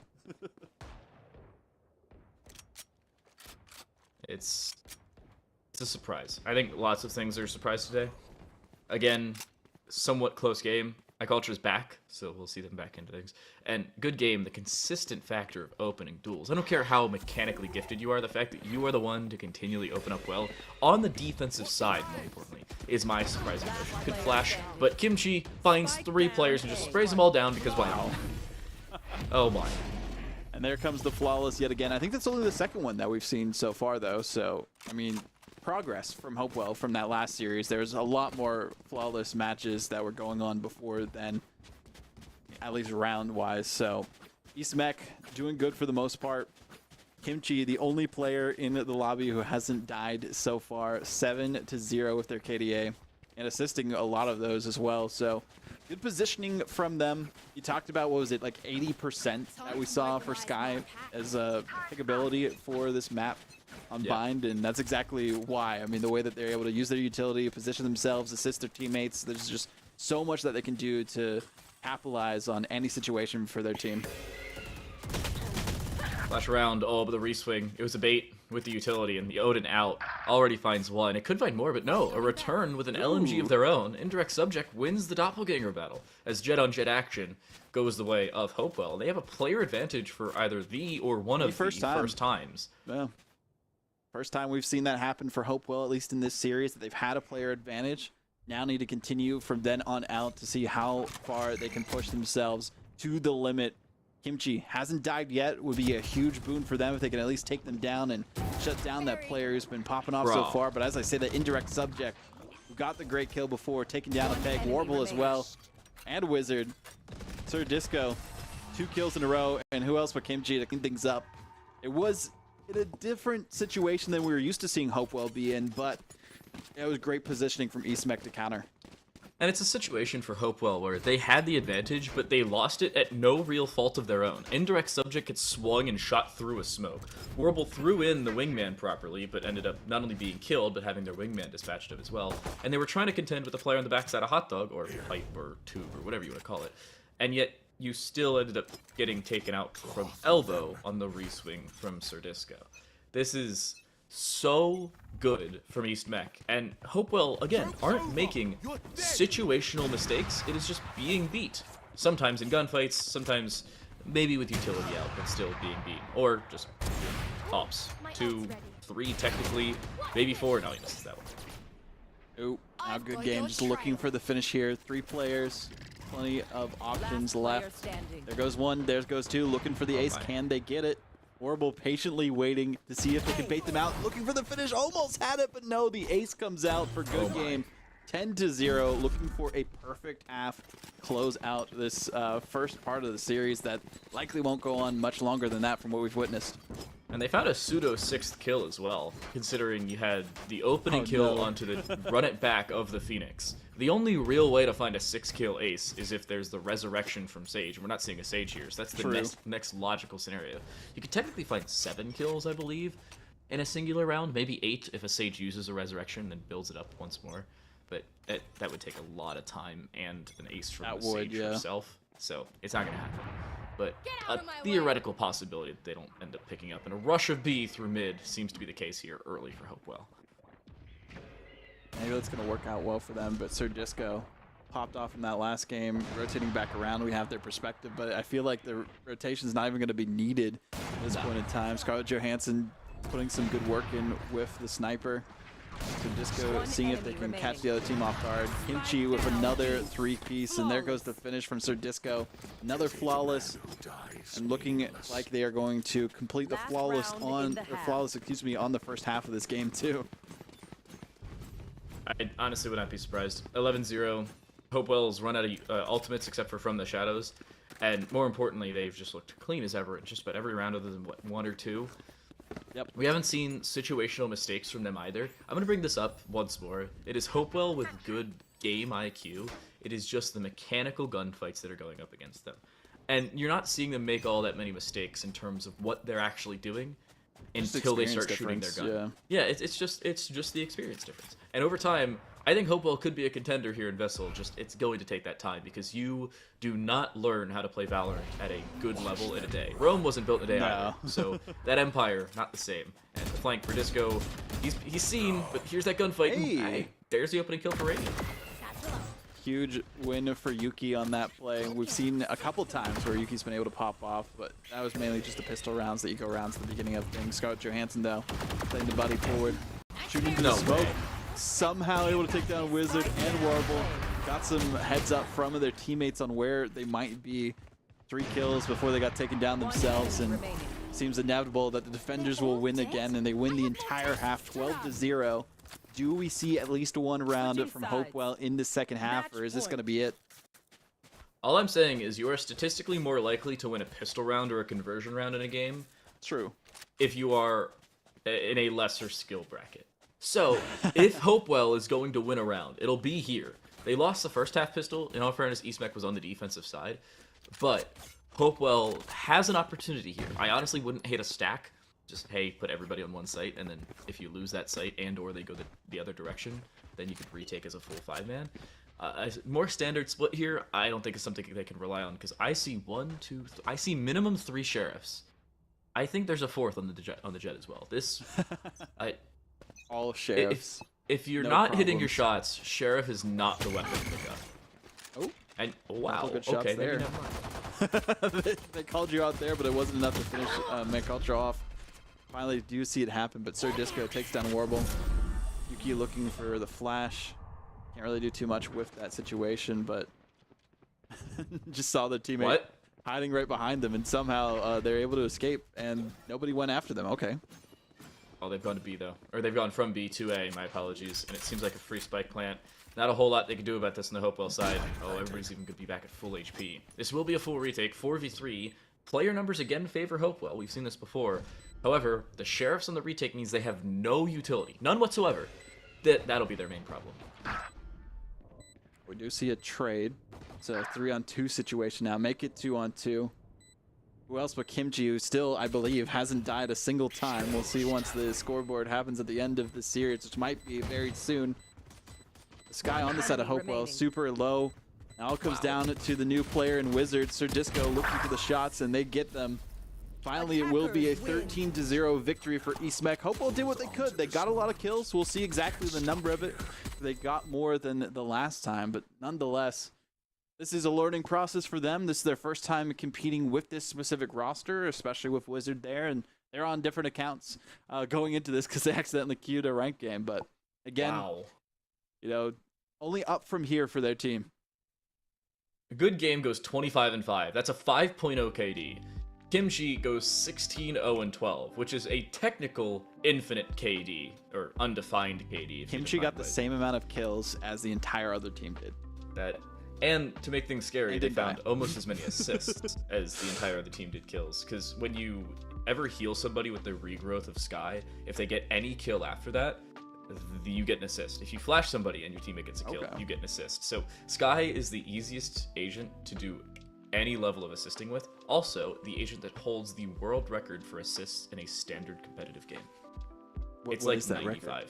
95? What? That must have been so many OTs or something. Nonetheless, though, they intentionally did it where they Molotov themselves in spawn, and then everybody got a little bit of like healing from the Sky, and if they did anything successful in the round, assist. That's crazy. Well, we have one final match to go through today to see exactly how these teams are going to fare. We know from those last two that we saw that Myers Park and East Mecklenburg Try saying that 10 times fast. Are able to make it on to the bracket stage based on their wins against Hopewell High. But our next one is going to be changing back to the GBO region. It will be Green Level versus Panther Creek High. Panther Creek been doing pretty good throughout the other esport competitions here at VESL. We'll see how they do after this break.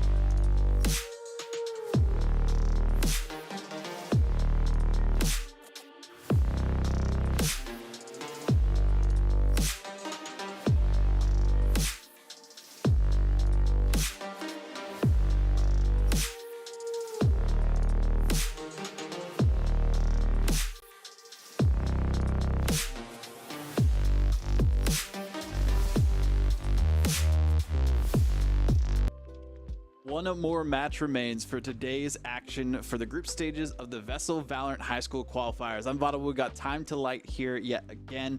We had a double header for Hopewell High, and it didn't really end up as much on a high note as they would have wanted it to. They did the best that they could. We got some good experience, some good lessons from them. They can look at the VODs and the replays, learn from it, grow as a team. But we know the two teams that are making it out of the Charlotte region from that specific group, and that is going to be Myers Park and East Mecklenburg. Now we have two different teams from another region, GBO, which is Green Level versus Panther Creek High A. I'm curious how these two teams are going to fare, and this is, again, on seems to be a fan favorite now with these teams, Ascent for the map. Yeah, Ascent on the board. This is the only map we've had total that has been duplicated between both yesterday and today. Yesterday we had Lotus once, Haven once, and Ascent twice in the middle. Today we had Bind, Split, and Ascent twice as well. It is the fan favorite for a fairly good reason. It's a very defaulty map. It reminds me very much of Mirage in CS. That makes so much sense, yeah. It is basically the Mirage of Valorant. Not only because it's played so often, but because of how it's laid out. It's very, very similar. Panther Creek on the attacking side. We saw a chamber before, and they did really well in the last day of competition yesterday. But now we'll see if Schnitzel stays with the lock there. Every time we see someone like hover over a Neon, but we haven't seen a single Neon yet. Is there like a reason why people might not want to play Neon? There's no real definitive reason, but Neon just isn't as good as she used to be. She was good for Fracture, but that's about Triple Omen. I mean, if you're gonna run triple controller on this map, Omen's the one to do it. Unfortunately, not a physical possibility, but it would be very entertaining. If I'm looking at this, you have a Phoenix, which is not uncommon. I'm not even gonna analyze Panther Creek right now because they don't even seem like they know what they want to do. They don't. I'll look at Green Level. They are playing about as on meta as you can get, apart from the Sky and the Reyna. I mean, you could argue a Raze for your duelist, but it's really up to the teams. And again, I'll say it is up to what you feel comfortable with. Jet, Phoenix, Raze, Reyna, all viable. Jet's the most often picked total as an agent, period. But Reyna's been very popular today as far as duelists are concerned. I feel like that has to do with like high school. Yeah, but also because like their abilities, you can use them to like heal yourself right after you get a kill onto someone. So that's a bit of sustain's always fun. That way, if you are also solo queuing and just playing online, that you don't have to worry about your teammates. You can just frag out as best you can. You have Reyna as a very selfish very selfish agent. I really do like her if a very good player is playing the Reyna. If you are not a good player playing Reyna, the extent of the help that you get out of Reyna is the Leer, and the Empress gives you a higher fire rate. But if you don't get kills on Reyna, your Devour, your Dismiss, both absolutely useless, and the credit that you get playing the Empress doesn't help if you don't get kills. So it is a very individualistic agent, and you have to do so with kills. There are some other agents that are kind of like that. Chamber, Jet also included with the Rendezvous and the Tailwind, but you don't need kills for those. You need kills for Reyna. I like the festive melee weapon that we have here too, with the snow globe on the top of like a candy cane pole. Nice to see. But Green Level, Panther Creek will really figure out exactly the skill level of these two teams and what we can expect from the rest of the half based on these first few rounds. I mean, we found out kind of early last time how Hopewell was faring against Myers Park. Now we'll have to see how Green Level and Panther Creek do. Green Level dominated in Fortnite, so it's another shooter. Maybe they're going to be doing good too with a different roster here. MF Fortnite. Stork. What are you saying? Fortnite. Peter Griffin Fortnite. That's all I have to say. Oh my gosh. And have you seen the clips of like the bots just going crazy with that? But anyway, this is a crazy clip of Green Level doing everything with one player and Arya with the cleanup. That was the fastest back and forth I have seen between these two teams in a pistol round. That was like over in the blink of an eye. Yeah, and it was a close pistol round. It ended in 15-20 seconds after the first fight, but it was still close, and that's the most surprising part of it. We've seen some one-sided pistol rounds thus far today, don't get us wrong, but none of them have ended that quickly, even if they were close. Very good round for Green Level, making sure they don't make any mistakes early, and they find the trade kills they need. Nice little two-piece from Vikesta, and at the end of the day, a round victory to open up on the defensive side. It's always nice to see from the defending side if you're able to get those early rounds. As things progress, becomes harder and harder from then on out. Nader looking for any information on the B site. Doesn't seem to be anyone really paying attention to it either, so A site is where the spike is, rotating back towards B now that they know that there isn't really anyone protecting the B site, but straight down mid, might be some information. Bonk putting a shot out and doing what they can to take this duel and wait out for their teammates to back them up.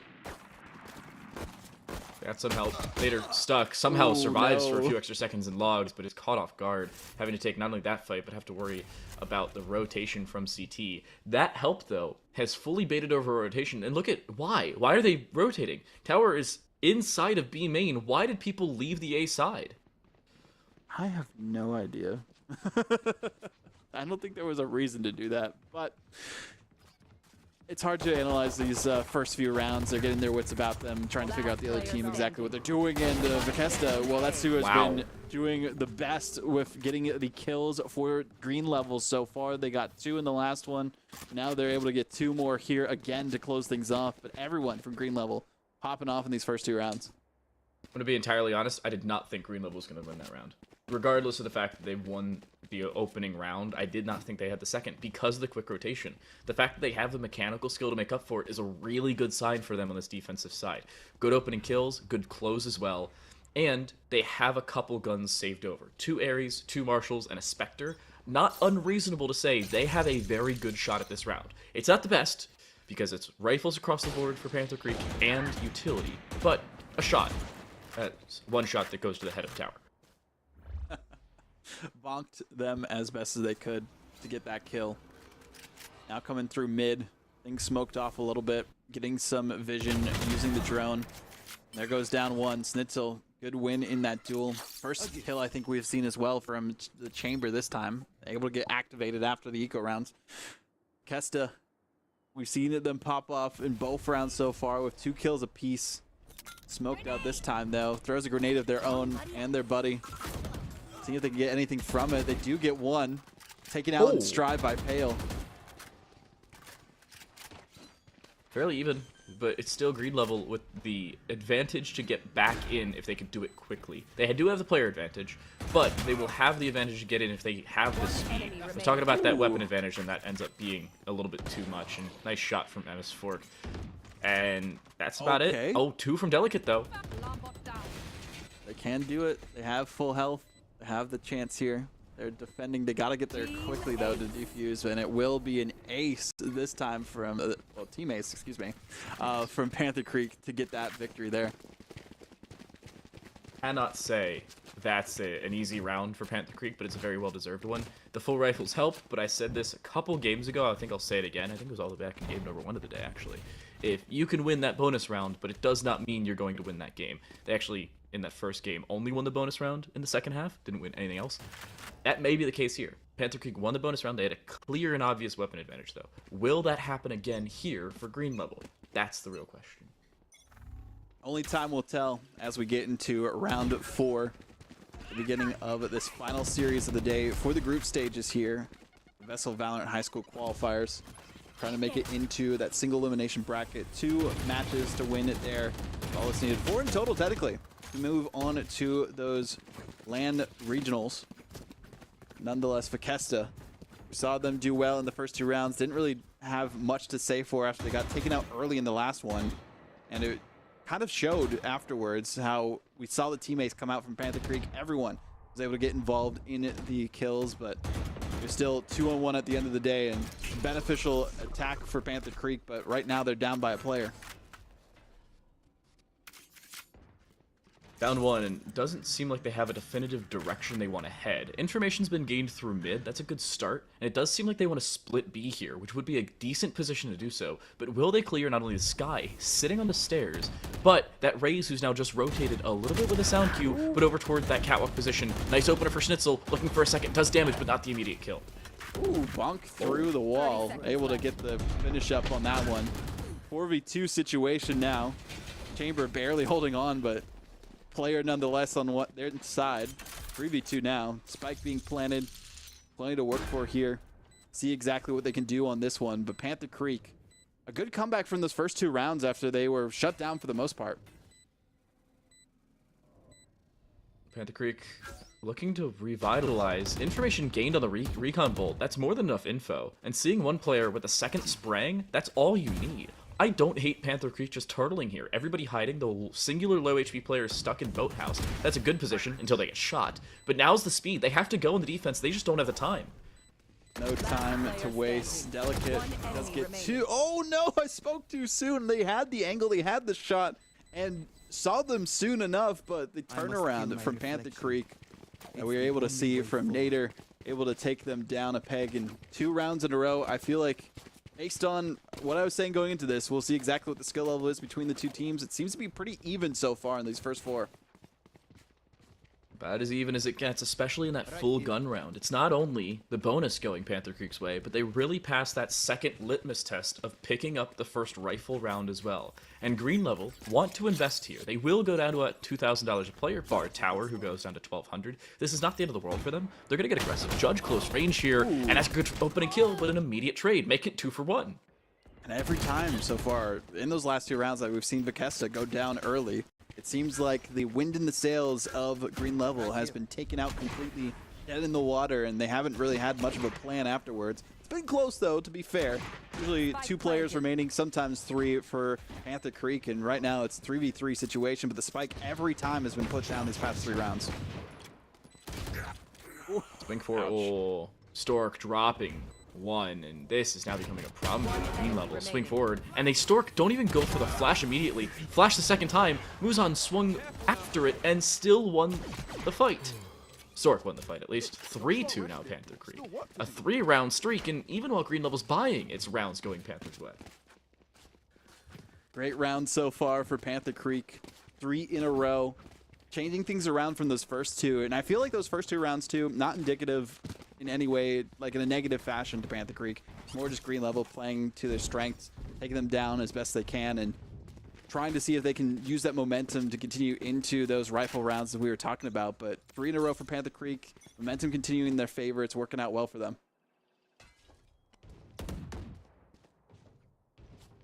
Panther not going anywhere other than A to open. They have a little bit of pressure towards mid, but nothing to really write home about.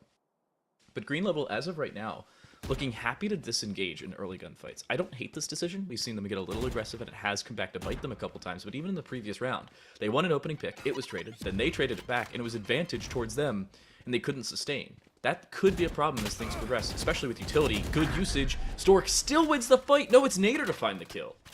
And again, on to Bethesda, as I keep mentioning. They're going down early every single time, and it hasn't been working as well as Green Level would want it to. Arya, a decent spot to try and wait out the advancement, does take down 1, but reveals their position. Teammate above, but they are able to take 2 in a row. Delicate and Arya now down, and Nader with a 3-piece to themselves. 1 versus 2. Oh, Nader falling. 3 from Muzan, all in about the same spot, just jiggled back and forth. The strafe and strafe cancel ends up working, and Green Level take their first since the conversion round. That is the change they needed. Individual performance is nice, but we'll say it again, not something you can rely on long term. We saw it happen so many times where teams weren't able to live and die by their duelist and get the victories there. Well, we'll see what the team of Green Level can do to level up a little bit into this next round as they were able to tie things up. Have a lot to work with here on the defending side. Could very likely be a case that we go to our first OT of the day. Things continue with this pace back and forth between these teams. They're taking their time too. They're not rushing anything with these initiations onto site. Flash onto Nader, but I don't know how many players are there, unfortunately, for Green Level, as everyone's going towards the A side. This is just a bait out from Nader, and why is it that too? It seems like a fairly easy default early on for Panther Creek. They've gotten a decent bit of mid control all the way up to the close corner of Catwalk. They have all of A main, other than the opening door to the site itself. And all of B main, again, other than the opening door to the site itself. This is a decent position for Panther Creek. They have a lot of options. However, that guiding light, again, sound cue is given when a guiding light lands. It's usually Sky saying, got one, or blinded, or something along those lines. But the voice lines still give that information and should be good enough for Green Level to rotate that second player over, or in this case, the third. The issue is, sometimes that info can be a bait.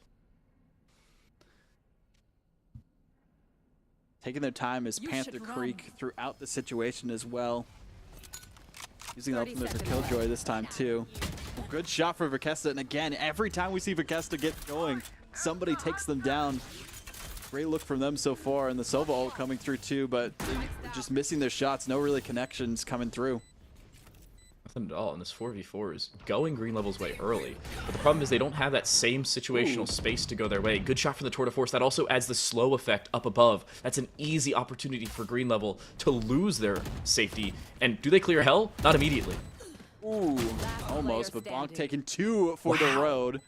Great positioning for Panther Creek. 3-on-1 situation, make it 2-on-1.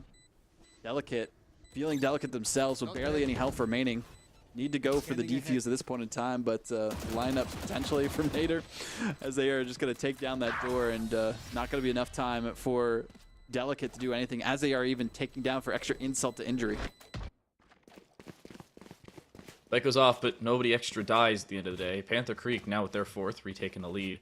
And more importantly, solidifying themselves with advantages, playing around good utility, having the lockdown to create that space, and the Tour de Force just from distance was more than good enough. Now, the Tour de Force was nerfed somewhat recently, albeit maybe a year ago at this point, where the slow effect that it adds after finding a kill is significantly shorter than it used to be, but it's still very viable and allows you to get in and out as you need to, even without that rendezvous. It's so funny that you mentioned that too, because there was a player in the previous match called Nerf Chamber. Yep. It already happened. They got their wish, but they kept the name just for contingency's sake. In case they do get buffed later down the road, they're going to want everyone to know about it. The tower patiently waiting onto this B site. Not really aware exactly who's going to be around them to try and push forward. MF Stork, though, right down mid. Nobody contesting them. Plenty of room to work with. Almost able to take down one. Keeps the shots up, too. Keeping an eye on the other angle as well. Wise. They are able to finish things off. Here comes the smoke as well, but it's not going to be enough to really stop this push onto the B side. They got to be quick. On payoff, finding tower in towards CT. This starts to become a problem if it wasn't one already for green level. And a 4-3 game, a bait towards the A side. Delicate only has a stinger here, but still doing more damage than they're taking. Almost finds the kill, but the door opens, and safely away is the Sova. But that distraction is good enough for the team on the site to find the kills they're looking for, and they're looking to actively swing it. Good shot from Verkesta. This is the longest that they've stayed alive for a while, and you can already see the change that they are making for their team. Oh, but they were in the wrong spot at the wrong time. Hale able to take them down. 2-on-2 situation, not much time remaining. Delicate needs to push onto the site, does get one down. Their teammate has to go for the defuse on this one. Now depends on what Peo can do here. Can they finish it off? That they do. They are able to get the defuse, I think. I don't know. Yeah, There's enough time. Okay, good. I was worried there, but they do manage to pull it off, and what a great clutch there to keep things even yet again between Green Level and Panther Creek. It was very close. The pop of the Hunter Shrew is also about a second or two too early. They don't tap on the spike on that defensive side until after the Hunter's Fury's popped. And even if they did, you still have that second player flanking. If you're the Sova in that situation, you have to look for the opening kill before you go for the utility-based play, because you leave yourself susceptible. We saw it first person there in favor of Delicate. Free kill, basically a free round for Green Level. One they had to work for early, but that 1v2, very rarely will you lose that if the Hunter's Fury is popped that early. I really have no idea who's going to win this half here time. Just based on the way things have been going between these two teams, it could easily be back and forth for the rest of it. Even if a team does get an advantage, I don't know how much that's going to last, even when sides flop, based on the way both of them are performing. I mean, this is as close as it gets. Delicate taking down Bonk that time. Looking pretty confident with that first frag. And Tower just catching Snitzel off guard. Wasn't looking the right direction. Taken out of the game so quickly there. We're seeing a lot of these rounds individually go back and forth. Not only the game itself, back and forth as we're tied once more, but these rounds, nobody seems to have a definitive advantage for longer periods of time. Spray down for Stork, finds one, doesn't expect there to be a second player in heaven, somehow almost wins the fight. It turns out he gets help to do so, but there's Delicate back with a refrag. Spike planted. Great look there from Delicate. 3v2 situation, even with the spike plan. The spikes have been planted like pretty much every time since the first two rounds by Panther Creek. I like the consistency from them. The entry now about to happen. Trying to bait them out with the shots. Make them second guess themselves. 3-on-1. It's pretty much a moot point for this Killjoy, but they're going to do what they can to stop this from going through. They get it. They get 2. They're looking for the 3rd. Delicate is able to take them down, though. Unfortunate to say the least, but I think they are having enough time to go for the defuse on this one. They've got it. It's already to half. They'll be okay. Oh, okay, it was a little close with that kill coming through. Pale played that properly, though. Use the lockdown early and try and play for fights while you still can. Unfortunately, the lockdown, if it used 3 or 4 seconds later, then that round's over. Not the case. 4.2 seconds left over. Stoop would be proud. Love to see it. Great initiative, too. Slowing things down almost enough. If they didn't get on the defuse earlier, it might have been keeping it close towards the end there, but they were wise to use their numbers to their advantage, keep someone on the defuse, then send people forward to try and kill, or trying to take out the Killjoy, clean them up a little bit towards the end there. And again, each time we see a round go one direction, it goes exactly the other way since the first 4, where it was 2 in a row for both teams. Well, technically 3 for the side of Panther Creek when they were able to bring things back, but nonetheless. Nice top-down view of mid. Oh, and the aggression from Muzan. As soon as Nader turns the other direction to watch B main, swing from Muzan finds a kill. Nice refrag from Bonk. Sheriff, no less. Almost finds a second. Does indeed. Refrag twice over, but they cannot go 3 times. That'll end up costing them, as Tower even finds the refrag. It is a game of who can win the opening duel and who finds the frag after. And it seems like it's going to Green Level's way with Pale left alone. That's exactly what happened in the first round, too. It was, what, like 15 seconds into the round that we were already done, based on how quickly the trades were coming back and forth, just showing how even these teams are. I mean, we even saw a team ace, each individual player on Panther Creek able to take down the other side. But this 2-on-1 situation definitely favors the defenders. Pale looking for something. They were almost able to clutch up before. They took down 2 players, so this might just be a similar situation for them to clutch up for their team. Almost able to get things going, but it's a pistol versus a rifle.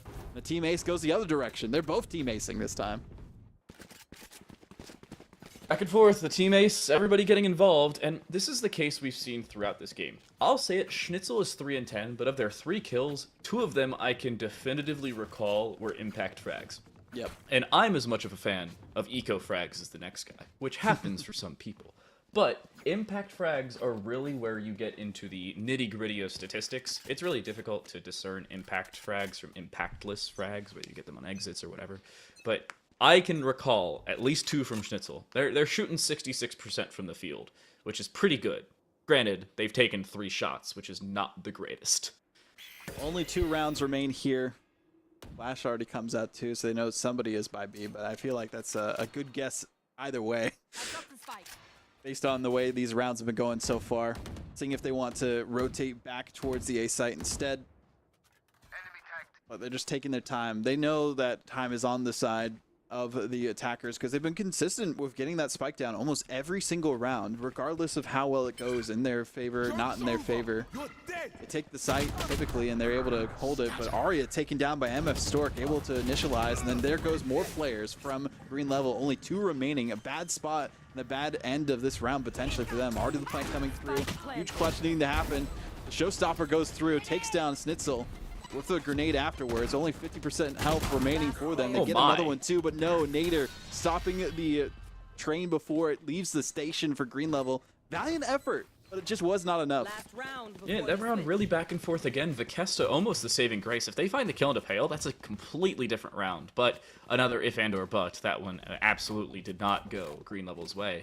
And Panther Creek cauterized the wound. They stopped the bleeding 3 in a row. It's the first time we've seen that since the 3rd, 4th, and 5th rounds for Panther Creek, and it has been a back and forth game, whether it's streaks individually, whether it's rounds, whether it's streaks of rounds, you never really know, and into this final round of the half, we could see a dead even lock.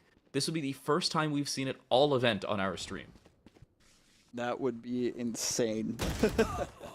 Well, we'll see if it happens. I mean, Schnitzel taking down Tower with a 2-piece and trying to make it so Green Level does get the high advantage, which is only just 2 rounds, going into this last round. But nonetheless, Muzan gets 1. We haven't really heard from them in a while from Green Level, so I like the weapon choice here. Change it up a little bit for them. Having some fun with the Phantom now, seeing if they can do some dirty work with it. But again, 5 on a 2 situation. It might be a chance for a flawless on the Panther Creek. I got the spike. Here's where just a Panther Creek take a statement. few seconds. Yeah, Yeah. This is Green Level showing their dominance in the last stage of the half. Even with the previous round not going their way, winning 4 of 5 and establishing that 2-round lead in the later stages, that is a clear and obvious advantage they were looking for. Raze doesn't get in the corner before being swung by 2 players. They'll still win the first fight. 1-for-1. This is still a 4v1. Oh, it's going to be a rough spot for that Killjoy. Not much they can do afterwards. Muzan doing all they need to clear out the half. 7-5, a good advantage. I mean, that's where we started this game, right? It was 2-0, and then at the end of it, we still have the 2-round advantage. Those 2 rounds really made the difference for Green Level to continue their lead throughout the most of it. Even though it was back and forth for such a long time, eventually Green Level were able to get their wits about them, get the lead again, and now they're on the attacking side. I'm so curious what their strategy is going to be. 7-5, it's the pistol round that's really going to be the opening factor. Green Level back in the first half won the pistol round, but I don't think that was as definitive as things may very well have seemed. Yes, they kept 2 players alive, but it was really just a back and forth of the 10 players in the lobby, 9 of them were on B, and all 5 died for Panther Creek. This will be something similar, where it is 7 players towards A, with a late-ish rush early for Panther Creek, or for Green Level, my apologies. But Panther Creek seems to be rotating another one over, and has the availability to do so with the Omen as well. Taking their time, not wanting to rush things as best as possible, getting some information about their opponents as they can, going from then on out. I mean, looking at the kills, 3 players on Green Level, all tied, 12 apiece. It's pretty even for the most part for both of these 2 teams. Only Snitzel really lagging behind a little bit by a couple, like 3 for their team, but 2 less than Arya on the other end. No kills just yet.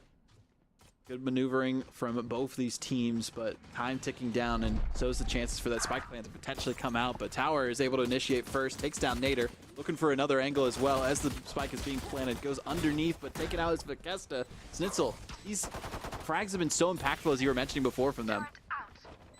Even with so little quality, or quantity, the quality is higher. Just not enough for Green Level. The quantity not being there. There's another kill from Schnitzel. That one to close out the round. And that Chamber really stepping up on the defensive side. Granted, it's only the pistol, but it's a pretty good one, to say the very least, for Panther Creek. And both teams winning their defensive pistol really mitigates the damage of them on either half.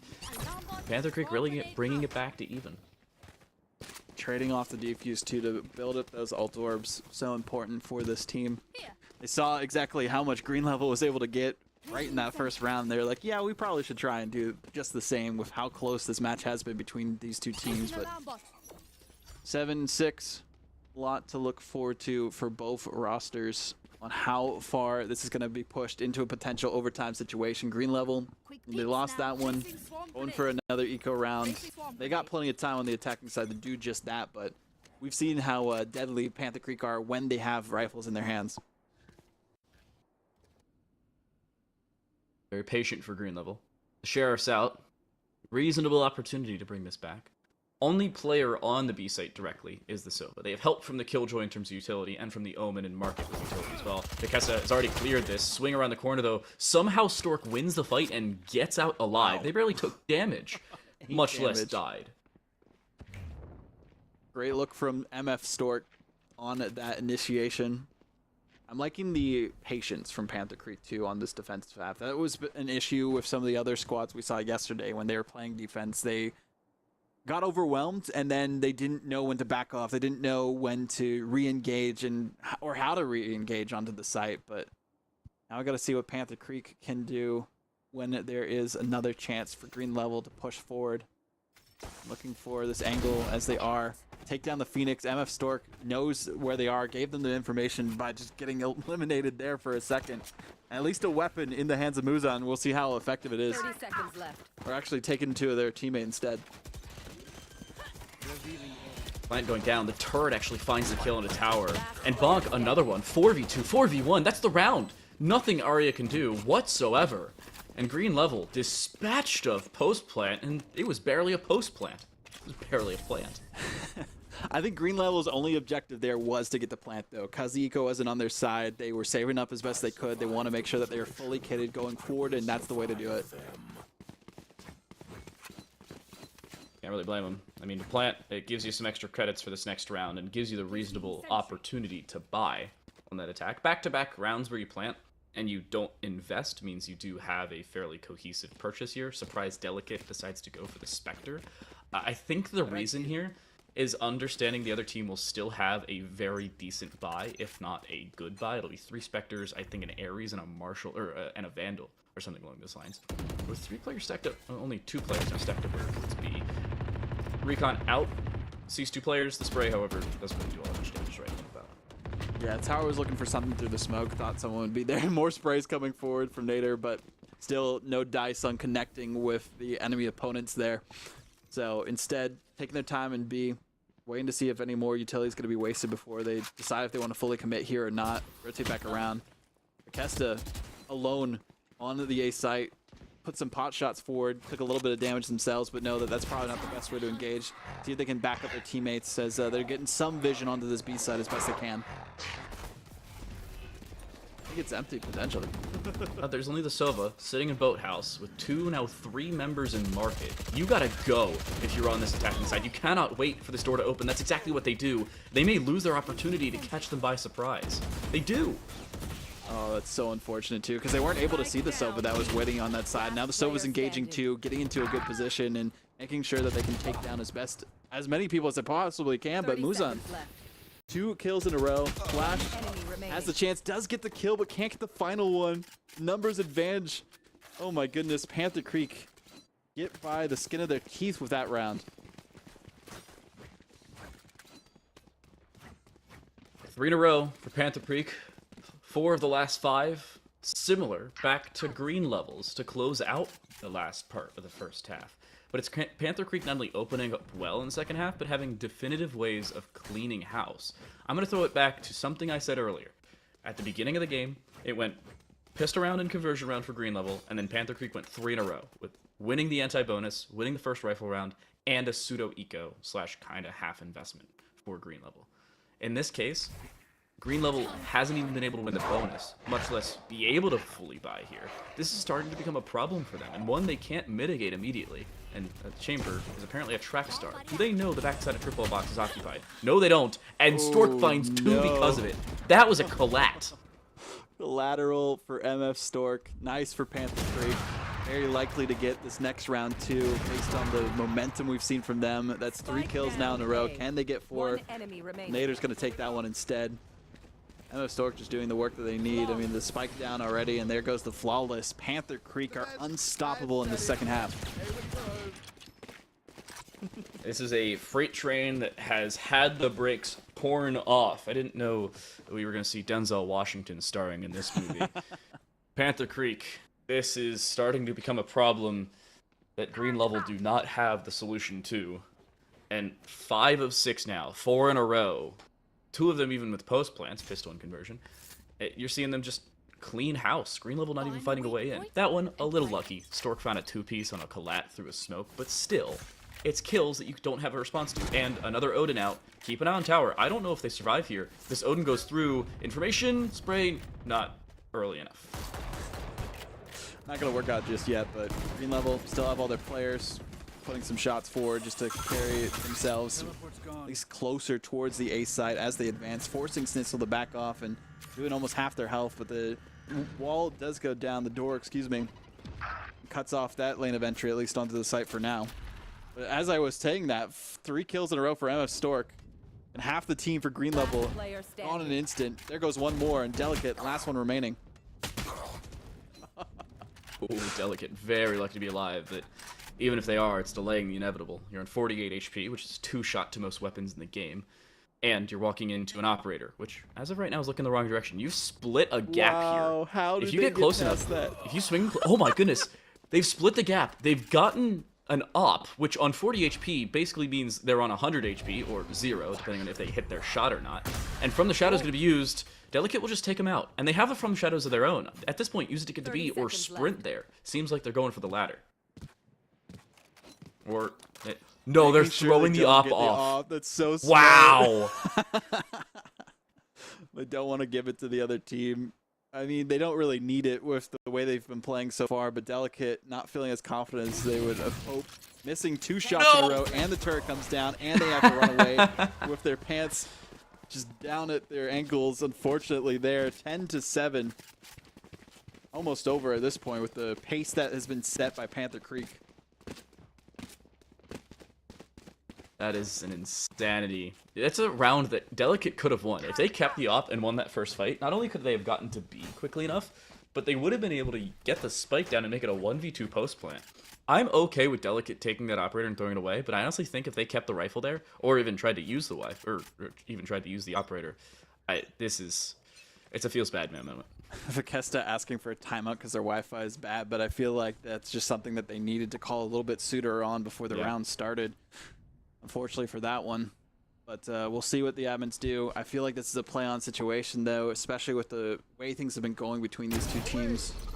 Maybe after this round we can try and get that checked as best as we can, but green level, they're going to have to play this one out. Sinsel looking for something here as the operator anyway. They had it before, they dropped it, it was sent off the side, but they had enough money in the bank to work with after the last few rounds that were taken by them. Didn't get any picks from it, but instead MF picks one. Tower good shutdown there. Tower's lucky to find that shutdown. They were still blind from the curveball that was thrown through earlier. Cabbage immediately breaks the door. That actually gives more of an entryway in for the defensive retake than it does an exit available. Vakesta, there's the disconnect there. Wi-Fi really was terrible. They were not lying, unfortunately. Tower, in the meantime, though, still finds the kill. Their teammate falling hasn't hindered them whatsoever.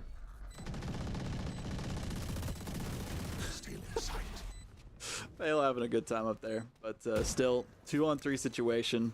Panther Creek looking for what they can. There goes one. 1v1 situation against the Reyna. Doesn't have the angle just yet. Looking for it. Let them know that they're there. Got the shot. Had the time, and there we go. The defuse coming out. What a clutch. Closest possible scenario, yet one. You can't win at the end of the day. 2.5 seconds the difference, or 2.35 if you want to be a little bit more down to semantics. But Pale ends up finding the final couple kills, finds the defuse, and is one off the lockdown. Timeout going to be called here. We'll have a tech pause afterwards if required. I don't hate the timeout here, tech pause or not, because you need to be able to talk about something on that attacking side. They have yet to win a round. And to make matters worse, they, of the second half, have lost every single one. I think that was, what, 9 that was just picked up, or was it 10? So it's 11-7 right now. It was 11. Okay, it was one round late. Yeah, so crazy to see 2 rounds away from a complete sweep of the second half here for the side of Panther Creek, and what a monumental, not really comeback because it was kind of close in the first half, but just dominant performance from them. It was close a couple of those rounds, but there really wasn't too much that they could do after the DC. Of course, they called it a little bit late, so we couldn't really do much then. And then again, the DC comes out, we have the timeout. We'll get more updates on that specifically, but this just extends things that we are expecting it to potentially get to an OT. It can still get there, but that's such a big comeback that they're going to have to pull off. Talking about green level for them to even get to that point, right where they're at eco-wise, but also just because there's so much that Panther Creek have been doing right in this defensive side. I'm looking at this and saying, you have to walk before you run, to be completely honest with you. That's not something we're seeing immediately. Vakesta's back as well, so hopefully their network back on the board. I see 82 ping. That should go down. Yeah, they're down to 25 ping, 23 ping. They'll be fine. Much better for green level. The 1 minute timeout was more than good enough. And the walk before you run conversation, you also have to take baby steps before you can even try and fully walk. And in the second half, they haven't even been able to take a step without falling flat on their face. Something has to change here, and with lesser weaponry, now would be a great time to do so. That's a momentum round if you can find it. I'm curious where this goes. You half bar it, and you find free information. Well, Schnitzel finds the kill anyway, because it's Schnitzel. Yeah, we didn't see it happen last round, but they were able to make up for it this time. Made it a bit too close last go around. I don't know how they were not able to get that, but it's unfortunate for Schnitzel having to back off, and gives a lot of room for the team to push onto the site. Arya as well, just out of nowhere. Shout out to the observers, able to take down Blanc on the flank. Shuts that down completely. Run it back used. Muzan being encroached upon, accosted close range, will still win the fight. Stork run out of ammo before they try to find that. The problem is it's still the 3v4, and they're all dedicated through main. Arya walks in and is immediately absolutely dusted down. Vikesta, after reconnecting, seems like a return to form is more than viable for them. Shock Dart will land, and somehow Stork is dropped. Muzan has killed Stork twice this round, but it may not matter. Vikesta 1 versus 2.